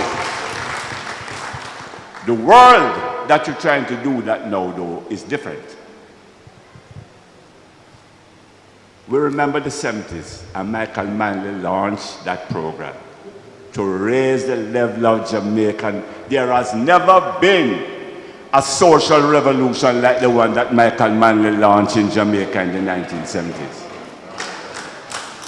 Where would we be today in rural Jamaica if we never take over JPSCO and the rural electrification? Where would we be in Jamaica, as you say, and as Paul Burke said, link it, if National Housing Trust was not helping to give people, and you go through. But that program got cut short in the middle of the 1970s because the world changed globally. Between 1973 and 1979, starting with Nixon first in America, and then you have Thatcher and Reagan. The people who own big capital in the world say, listen, we want a different economic system. The system where when you look at government can run things. Government can take over NCB and allow people to get loans for agriculture. They said that thing must come to an end. Government is to neither own nor control anything. That was the big fight. And they say if you don't agree to do that, we will lock you out of the world capitalist system. Now, that system has been in place. No matter Michael fought, and we fought for a while, fight no longer after 89. But what has happened with that system? Wealth has been concentrated in 1% of the world. Whereas before, government could use its power and taxes to do more social services in health, in roads, in education, in all of those things. The new system says government is neither to own nor control. So, as a result, they say now the market must run things. So the people who had the head start to sell in the different markets of the world have the head start. Jamaica suffered some serious blows. In 1973, and I don't think we discussed these things enough. Sometime before labor propaganda like Michael Manley never missed. No, cut that bullshit. In 1973, the price of energy went up, right? From the price of oil went up from $23 to $112 in one day, an increase of 400%. The 168 factories that Jamaica had suddenly found themselves not viable. The increase in the energy bill. Then apart from that, now you have the pressure from the world, but I'm going to send your email. I send Mikel. You can now see the download from the United States Security about what really happened in the 1970s. The United States, hear me good, security download says, when they check with England, England tell them to stop that nonsense. Manley is no communist. There's not a thing like that. But the Americans say it suited them to say so because Siaga was saying so and Manley was giving them too much of a hard time among the black populated countries in Africa. You understand? Not me, so. I will send you the download and you look at it. They say Manley's voice is too strong among black people in the world. And you remember when Kissinger came here and asked him to ease off Africa when Mozambique? Angola. With the war in Angola. And Manley said no. And Cuba was able to land the troops to beat South Africa, to make Angola go. They say the problem they had with Manley is not the communism. Manley had too much of a big voice in Africa and among the black countries of the world. And they wanted to get him out. But since Siaga was saying it's communism and so, it suited them to go along with that. To show you how the problem was. When Siaga took power in 1980, Reagan called him to the White House. He was the first head of government to visit the White House. Him get $1 billion right away in cash. They buy up the supply of bauxite that couldn't sell. The only country that got more assistance than him in the first year was Israel. The only country in the world that got more assistance than what Reagan gave to Siaga in 81, 82. Well, let me tell you now. With all of that, Carl Stone, not me say so, Carl Stone says, in 1987, after 70 years of Siaga government, Jamaica's economic output, that is all the things we are producing, was less than it was in 1978. Why then are they able to push a different propaganda? Explain to you. They calculate it off the base of 1980 when the country mashed up. Remember 1980? When every country mashed up and there was war every day and the economy mashed up? So now, Siaga calculates the economic improvement on that low base. But calculating it on that base up to 1987, the output of Jamaica was still less than it was in 1978. And if you don't understand, if that was not so, why you think the PNP called back Michael Manley in 1989? Is because Siaga could not deliver on any economic improvement that he promised. It's the same thing today. What happened to the 5 and 4 economic growth? What happened to all these things that have been promised? They cannot deliver on one of these things. But I say to you that taking power is the first one. Come in and make sure we have a program that's going to improve the lives of Jamaicans. And Northwest Manchester have a special responsibility in showing the rest of Jamaica the way. I thank you very much for inviting me, for listening, and everything.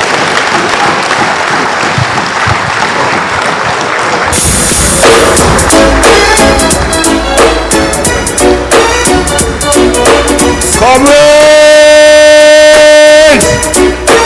We have standing and give thanks. She doesn't want to Comrade Arnold Bertram. She's got something to hide. I hope that we have learned a lot. I know I personally have learned a lot. Tonight has been a historic night in Northwest Manchester. I want to give thanks. But before we leave, as we move into the adjournment, I want to recognize the presence of some comrades who have been with us all night. Comrade McClimber, could you stand for us, please? Come forward, because I'm not here. You're too cute. I want to put your hands together for McClimber, the next councillor for the Palmer's Cross Division. I see comrade Mears from Chapelton. Come forward, come and meet me. See them, man. Yeah. And I see my brothers from Northeast Manchester, comrade on the 11th from Christiana, and comrade Go Scott from Craig Division. Comrades, the night has been well spread. I want to say special thanks to you all. I want to say thanks to all who have presented. Comrade Skeffrey, Comrade Burke, Comrade Scree. Heart of love. To all who have participated, Comrade Donovan, Comrade Emilia who has left, Comrade Keisha and all the councillors. And to the selector, heart of love, give thanks. To you for staying with us so long, give thanks. Give thanks. Can somebody move for the adjournment? So move, seconded. Good. Can we stand, comrades, and sing one verse of Jamaica Arise, our party song? Can we all be upstanding? You can find it? Jamaica Arise. You can find it? I want to thank TVJ for being here. People provide the soup, the drinks, the light at field. Talk to me if you can find it now. You can find it? CVM, oh my gosh, thank you. Okay. And we have